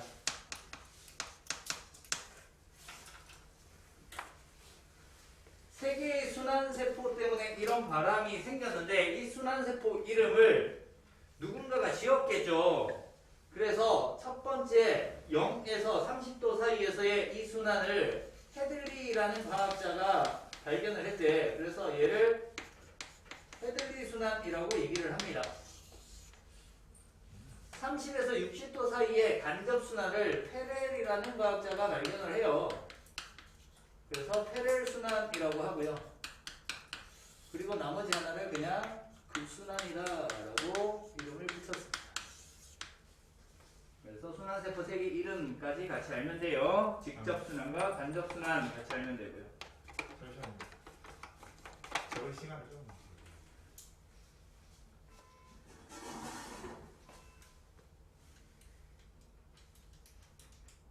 자, 그래서 어디까지 설명을 했냐면은 책에 있는 가운데 지도 지구본에서 설명했고요. 그 밑에 대기대 순환 뭐요? 헤들리 순환, 페렐 순환, 극순환에 대해서도 설명을 했어요. 그리고 얘네들 때문에 부는 무역풍, 편서풍, 극동풍도 설명을 했고요. 그리고 적도 지역의 저항대, 무슨 저항대? 적도 저항대라고 얘기를 해요. 적도 저항대.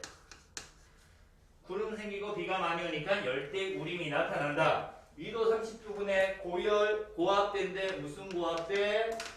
아열대 고압대라고 해서 건조하고 사막 지역이 주로 나타나더라. 여기 추운 지역에서 나타나는 저압대, 한대 저압대 이렇게 알면 됩니다. 구름 생기고 비 오는 건 상관없어요. 그냥 저압대다 정도까지만 알면 돼요. 자, 이런 형태로 대기 대순환과 바람에 의해서 저위도에 남는 에너지를 고위도로 운반하는 역할을 하더라라는 거 알면 되고요. 그리고 이 바람 때문에 뭐가 생겨 이제 바다의 흐름이 생깁니다. 바다 표면의 흐름, 표층 해류가 결정이 된다. 그러면 다음 페이지에 표층 해류 나오겠죠?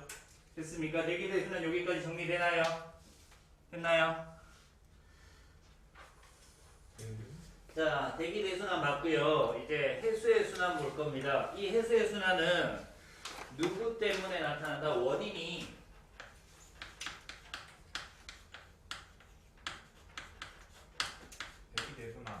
대기 대순환으로 만들어진 바람 때문에 그런 거예요. 그래서 해수의 순환이 나타날 겁니다.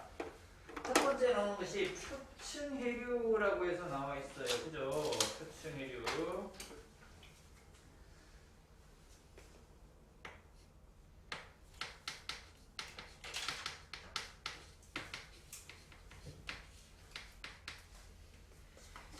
해류는 바다의 흐름이잖아요. 그죠?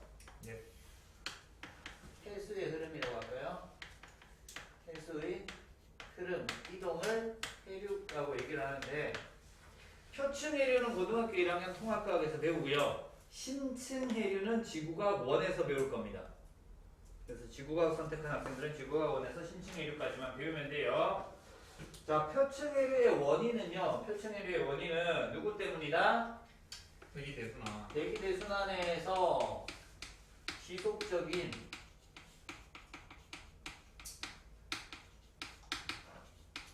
바람에 의해서 표층해류가 만들어집니다. 바람 종류 몇 가지가 있었어요? 세 가지. 세 가지. 뭐 있었니? 무역풍, 무역풍과 산소풍과 극도풍. 극동풍 이렇게 세 가지 있었고요. 자, 얘네들은요 수평 방향의 해수의 흐름만 결정을 해요. 그래서 무역풍은 이렇게 불었어요. 이 방향. 그래서 어디에서 어디? 동에서 서쪽으로 이동을 하고요. 북반구 기준이에요. 기준은 북반구 기준입니다. 편서풍은 이렇게 이동을 할 거예요. 항상 서에서 동이에요. 극동풍은 동에서 서로 이동을 할 겁니다. 자, 그래서 동서 방향의 해류는 누구 때문에? 지속적으로 부는 바람 때문에 나타나는 거다. 자, 그리고요 원인이 하나 더 있어요. 대륙의 분포.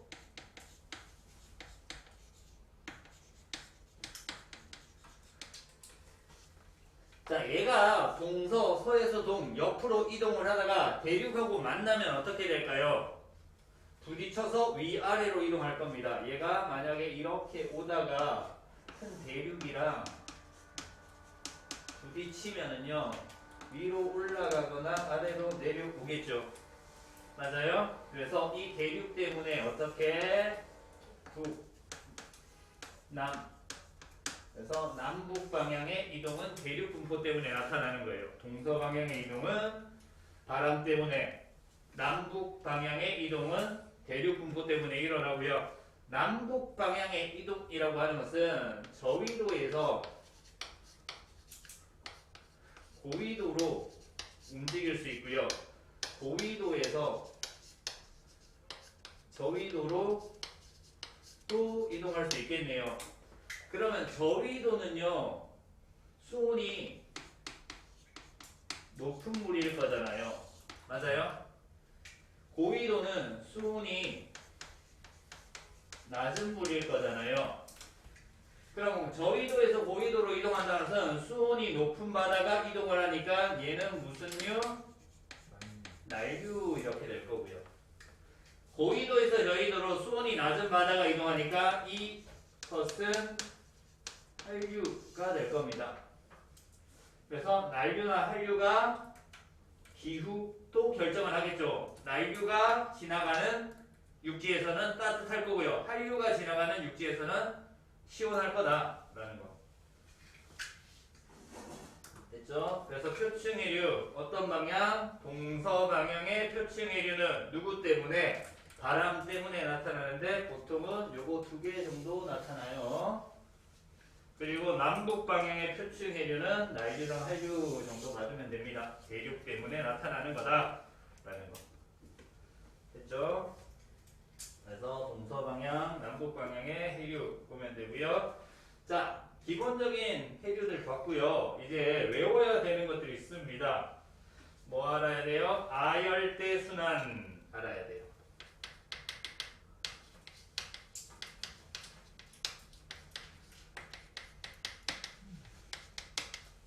그냥 책에 있는 것처럼 나눌게요. 이렇게 나눴어요. 여기가 적도 지역이고요. 위도가 0, 여기가 위도가 30 정도 되는 지역이고요. 여기가 위도가 60도 되는 지역이고요. 여기가 위도가 그 이상, 여기 남이 30도, 여기 남이 60도 이렇게 나와 있을 거예요. 됐죠?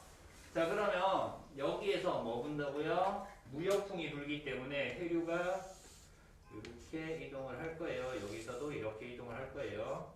됐죠? 자, 여기서는 편서풍이 부니까 해류가 어떻게 이동해요? 이렇게 이동을 할 거예요. 30에서 60도에서는 이 방향으로 이동을 할 겁니다. 됐죠? 나머지는 여기서는 이렇게 이동을 하고요. 얘는 이동 안 해요. 여기에 뭐 있어? 남극 대륙이 있죠. 바다가 없어요. 남북 대륙이 있기 때문에 대륙 주변으로 이렇게만 이동을 해요. 바다가 없기 때문에. 자, 그래서 보면은요, 얘네들 육지가 있을 거잖아. 육지에 부딪혀서 이렇게 올라가는 난류 만들어질 거고요. 이렇게 내려오는 한류 만들어질 거예요. 여기서도 마찬가지로 이렇게 올라가는 난류 그리고 이렇게 내려오는 한류 만들어질 건데요. 자, 북반구 지역과 위쪽 북반구 지역과 남반구 지역에서의 해류의 흐름 얘는 시계 방향으로 얘는 시계 반대 방향으로 해류의 방향이 결정이 되더라. 그래서 두 개가 대칭이다 라는 거 아닌데요. 자, 그리고 뭘 알아야 돼? 자, 아열대 순환에서 얘가 북쪽도 해류 적도에서 올라오죠. 우리나라로 올라오는 난류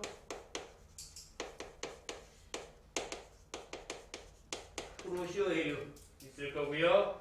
그리고 바람 때문에 나타나는 편서풍 때문에 나타나는 북태평양 해류 그리고 대륙에 부딪혀서 한류 나타나는 캘리포니아 해류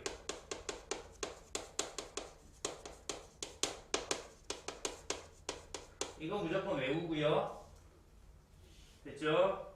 그리고 얘랑 대칭인 것도 알아야 되겠죠. 북쪽도니까 밑에는 무슨 적도? 남적도 해류 되겠죠. 남적도 해류 그리고요. 동오스트레일리아 해류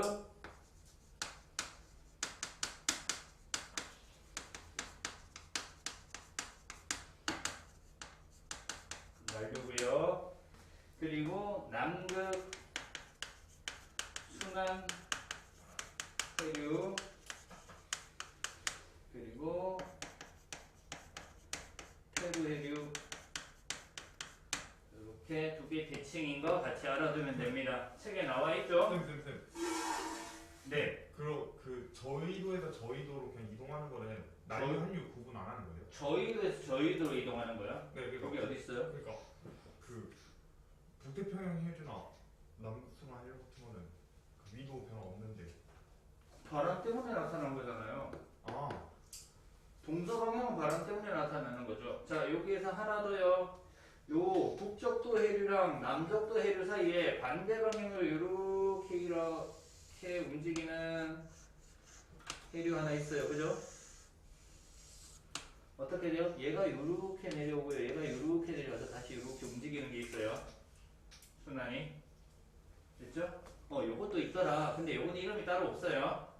요거 하나 있다. 반대로 움직이는 거 하나 있더라. 라는 거 정도. 바람 때문에 나타나는 거 아니에요. 네. 이거는 그 아열대 순환은 그 난류 한류 같은 거랑은 좀 다른 거예요? 뭐라고요? 아열대 순환은 뭐 때문에 일어난다고요? 두 개 같이 일어나는 거죠.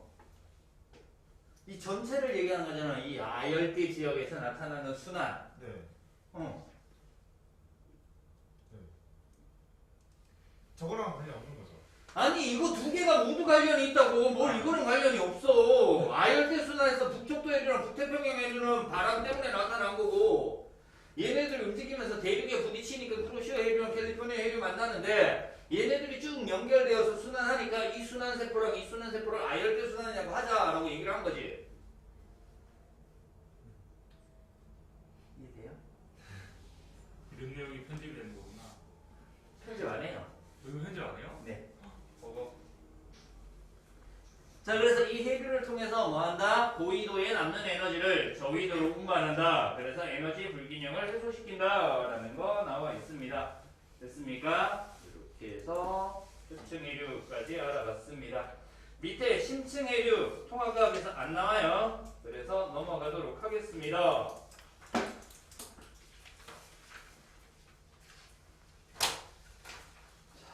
그래서 여기까지 했고요. 이제 다음 뭐 봐야 돼요?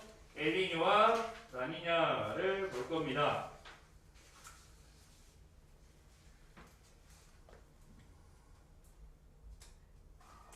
자, 계속해서 엘니뇨와 라니냐 보도록 하겠습니다. 자, 엘니뇨와 라니냐인데요. 평상시를 기준으로 어떻게 변하는지만 보면 돼요. 그래서 가운데를 평상시라고 둘게요.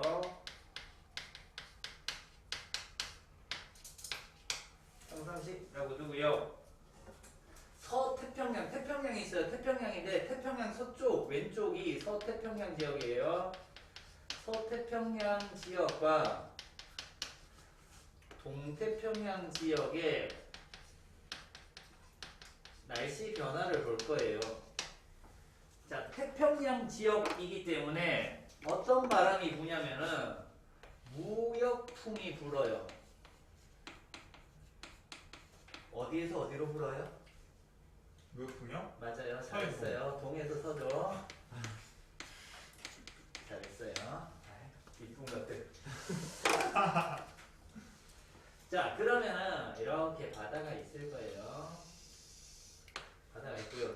서태평양 지역에는 인도네시아 있어요. 동태평양 지역에는 페루가 있습니다. 어쨌든 이거 있는 건 별로 크게 영향을 신경을 안 써도 돼요. 그냥 바다가 있는데 당연히 무역풍이 보면은 저위도 지역일 거잖아요. 저위도 지역이면은 위쪽에 어떤 바닷물이 있어요? 차가운 거. 아니라 뜨거운 게. 그죠? 뜨거운 위쪽에 게 있어요. 뜨거운 게. 위쪽에 수온이 높은 것들이 있겠죠. 그럼 아래쪽에는요.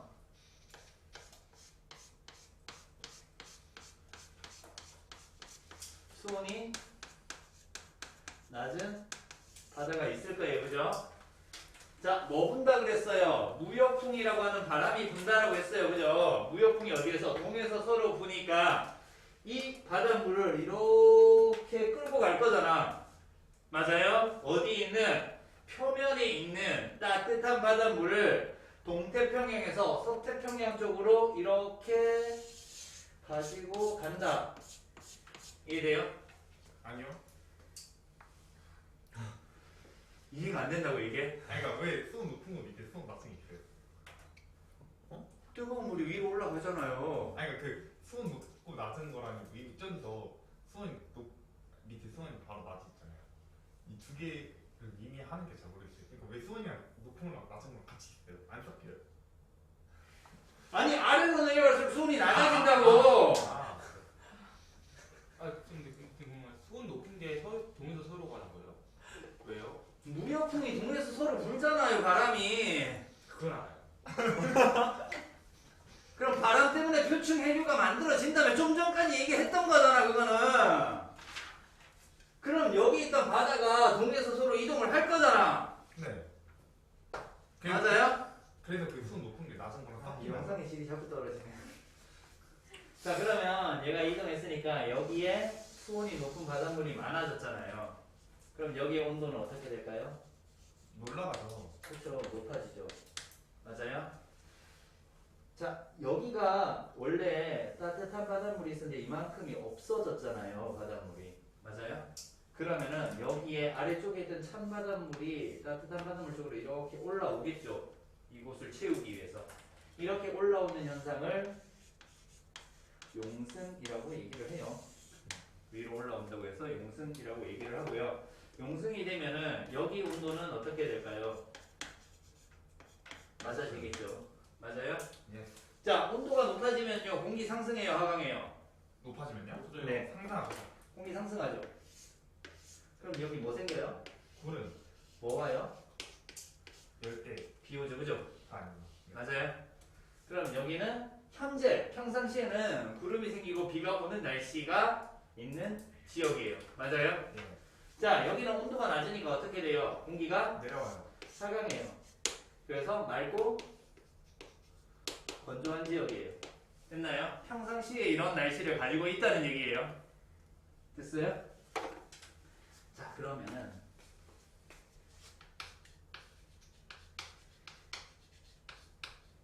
엘니뇨를 볼 거예요.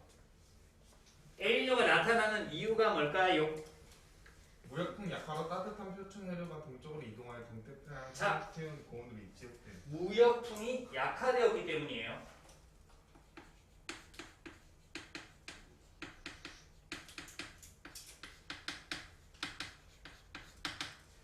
평상시에 동쪽에서 서쪽으로 부는 이 무역풍이라고 하는 바람이 약해졌대. 그러면 위에 있던 바닷물을 많이 이동할까요? 적게 이동할까요? 적게. 적게 이동하죠. 그러면 평상시에 바닷물이 여기에 따뜻한 물이고 여기에 이렇게 되어 있었다라는 얘기잖아요. 그죠? 얘가 평상시인데요. 얘가 약화되었으니까 어떻게 돼?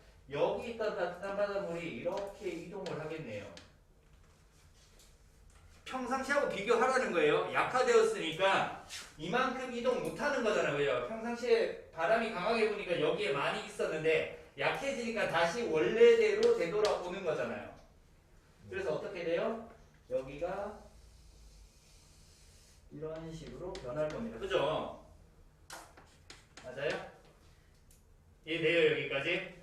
자, 그러면은요, 원래는 따뜻한 바닷물이 이만큼 있어서 온도가 높았는데 평상시보다 온도가 어떻게 되는 거예요? 평상시보다 낮아져요. 온도가 낮아지죠.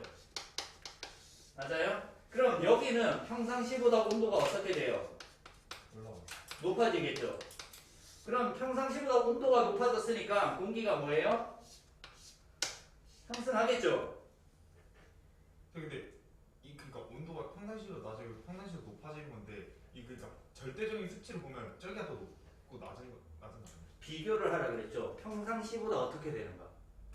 평상시에 차가웠는데 갑자기 따뜻해졌대. 그러면 차가워진 공기가 따뜻해졌으니까 그 공기는 상승하겠죠. 아, 네. 원래 따뜻했는데 차가워졌으니까 공기가 하강하겠죠. 네. 그러면 여기는 공기가 하강을 할 거고요. 여기는 공기가 상승하니까 여기에 구름이 생기고 비가 올 거예요. 그럼 원래 맑고 건조한 지역이 있는데 비가 오니까 여기서 뭐가 일어날까? 홍수 피해를 입는 거고요. 원래 비가 어느 정도 왔었는데 비가 안 오니까 여기서는 뭐? 가뭄이 일어난다는 얘기입니다. 엘니뇨 이해되나요? 됐나요? 안 어려워요. 원리만 이해하면 돼요. 무역풍이 근데 만약에 이미 가뭄인 지역에서 비가 오면은 홍수가 오는 게 아니잖아요. 뭐라고요? 가뭄이 있는 지역에 비가 오면은 홍수가 나지 않잖아요. 가뭄이 있는 지역이 아니라 얘는 맑고 건조한 지역에 그 지역 날씨에 적응을 하고 살고 있는 상태잖아요.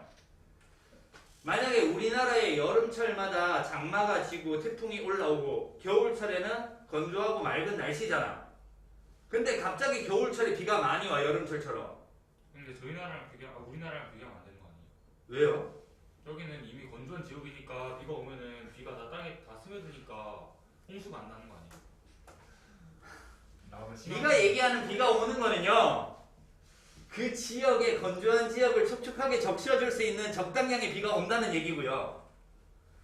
여기서는 비가 안 오는 지역에 갑자기 비가 오니까 비가 올 때 대비가 안 돼 있는 상태잖아요. 얘는 건조한 지역에 대비가 안 돼 있는 상태잖아요. 그럼 여기도 어느 정도 비가 왔는데 가뭄이 들어도 비가 안 와도 이미 비가 많이 와 있는 상태이기 때문에 아무 문제 없겠네요. 그건 아닌데. 왜요? 그 얘기잖아요. 여기도 이미 비가 많이 왔으니까 네. 비가 안 온다고 해서 가뭄이 안 되는데 네, 그러니까 비가 많이 왔으니까 비가 안 오더라도 가뭄이 안 되고 건조하니까 맑고 건조했으니까 비가 어느 정도 오니까 홍수가 안 일어난다는 얘기잖아요. 홍수가 안 일어나죠. 그럼 얘도 가뭄이 안 일어나겠죠. 지금 가뭄이 일어났지 맞네요. 이해했어요. 그러니까 우리가 생각하는 상식적인 부분에서 그 정도의 날씨 변화가 아니라고요. 이해했어요, 이제.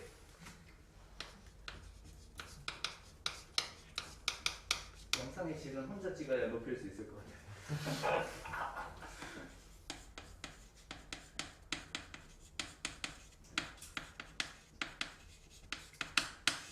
자, 라니냐는 무역풍이 강화되는 겁니다. 그러면 평상시에 바다가 이렇게 있는 상태예요. 그죠? 그럼 무역풍이 강화되니까 어떻게 돼요? 얘보다 훨씬 더 많은 형태 이렇게 되는 거죠. 맞아요? 네. 그래서 뜨거운 바다가 수온이 높은 바다가 더 많이 생겼으니까 여기에 온도가 어떻게 돼요? 더 높아져요. 여기는 많이 밀려갔으니까 차가운 바다가 훨씬 더 많이 용승을 해서 채워지니까 온도가 더 낮아져요. 온도가 더 낮아졌으니까 하강기류가 더 강해질 거고요. 그러면 평상시보다 더 건조하니까 뭐가 생겨요? 가뭄 피해가 일어나겠죠. 평상시에는 적응한 상태예요. 그 환경에 적응해서 살아가고 있는 상태예요. 근데 그거보다 비가 더 안 오니까 가뭄이 생겨서 가뭄 피해를 입는 거고요. 평상시에 비가 어느 정도 오는 형태에 적응해서 사는데 온도가 더 높아졌으니까 공기가 상승해서 비가 더 많이 오니까 홍수 피해를 입는다라는 얘기예요. 이해됩니까 이거? 그래서 엘니뇨, 라니냐 이렇게 보면 돼요. 무역풍이 약화되었을 때 엘니뇨, 강화되었을 때 라니냐. 아 쉽네. 라니냐 나오는 경우도 있고 안 나오는 경우도 있습니다. 원리만 제대로 이해하면 내용이 쉬워져요. 근데 이거 설명할 때 이해 못하는 학생들이 꽤 많더라고요. 그래서 평상시를 기준으로 얘를 기준으로 어떻게 변화되었는지를 비교하는 거예요. 그래서 평상시보다 어떻게 됐나, 어떻게 변했나를 보는 거지. 원래 건조했으니까 비 오니까 촉촉해졌어요. 이딴 거 아니에요. 원래 비가 많이 왔으니까 물이 많으니까 조금 비 안 와도 살 수 있지 않나 이런 거 아니고요. 아시겠습니까? 네. 자, 그래서 284쪽에 있는 내용들 정리를 했고요. 다음 페이지 사막화 보도록 하겠습니다.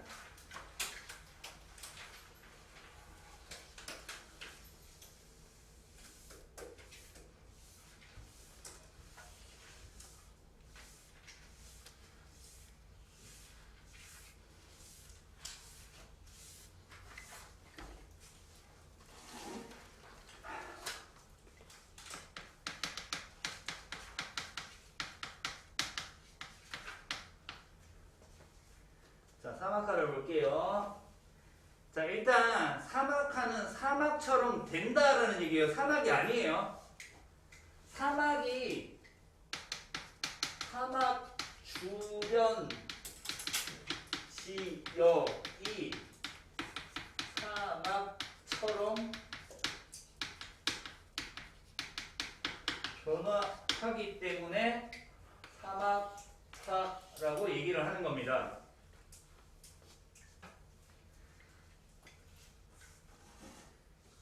자, 우리 사막은요,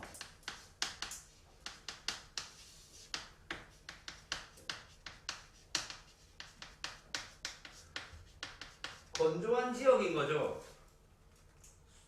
물이 없는 지역이에요. 더운 지역 아니에요. 온도가 높은 지역이 사막이 아니라 건조한 지역이 사막인 거예요. 그러면은 건조한 지역이면은 고압대가 되는 거잖아요. 우리 앞에서 했던 공기가 하강해서 구름이 생기지 않는 고압대가 사막 지역이잖아. 위도 어디? 30도 부근에서 고압대가 형성이 됩니다. 그래서 위도 30도 부근에서 사막 지역이 만들어진다. 사막이 만들어져요. 자, 이 사막 주변에서 사막처럼 변하는 것을 사막화라고 얘기를 합니다. 자, 그러면 사막화에서의 발생 원인을 볼 겁니다.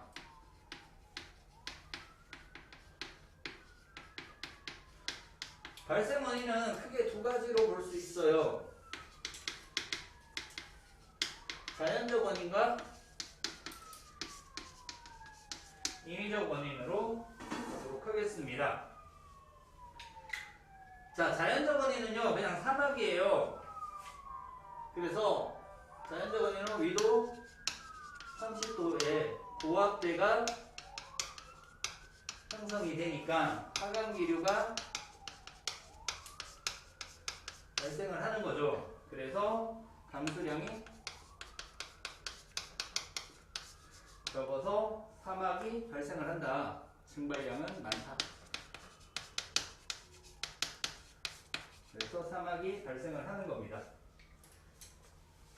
인위적 원인 나와 있습니다. 자, 우리 풀이라든가 나무라든가 이런 것들이 많으면은요, 걔네들이 수분을 저장하고 있기 때문에 사막이 안 돼요.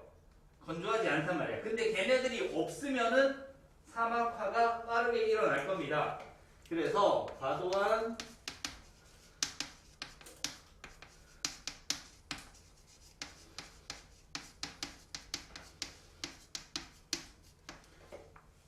방목하니까 풀 뜯어먹을 거잖아요. 그죠? 경작하면은요, 식물을 키우긴 하지만 걔네들을 다 재배를 하는 거잖아. 없어지는 거죠.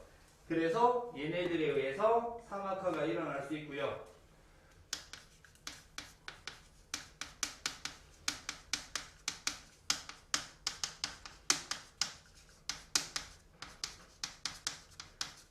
자, 나무를 베어버립니다. 그죠? 무분별한 산림벌채 이런 것들에 의해서 토양이 황폐화되면서 사막화가 일어날 수 있다. 자, 그러면은 발생 원인이 이거고요. 그럼 피해는 어떤 피해들을 입을까? 자, 일단 식량이 부족해져요.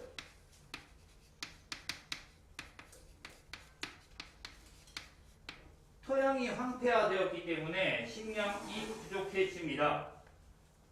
자, 그리고요, 사막화 때문에 우리나라의 황사 일수가 증가를 합니다. 중국이나 몽골 지역의 사막화에 의해서 황사 일수, 우리나라의 황사 일수가 증가를 합니다. 그리고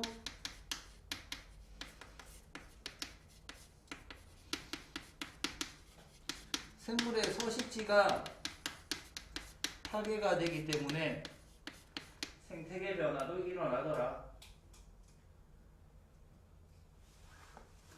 이것 때문에 얘가 일어났으니까 대책은 어떻게 하면 돼? 얘네들을 안 하면 되는 거잖아요. 그쵸? 그래서 대책, 산림 벌채 및 가축의 방목을 줄이고, 당연히 벌채를 안 했으니까 숲의 면적을 늘리고 국제협약을 준수한다 라는 거 나와 있습니다. 됐나요? 여기까지. 그래서 사막화까지 알아봤습니다. 이렇게 해서 지구온난화, 기후변화 내용 다 정리를 했고요. 286쪽에 OX 문제랑 빈칸 눈도 문제 풀면 되겠습니다.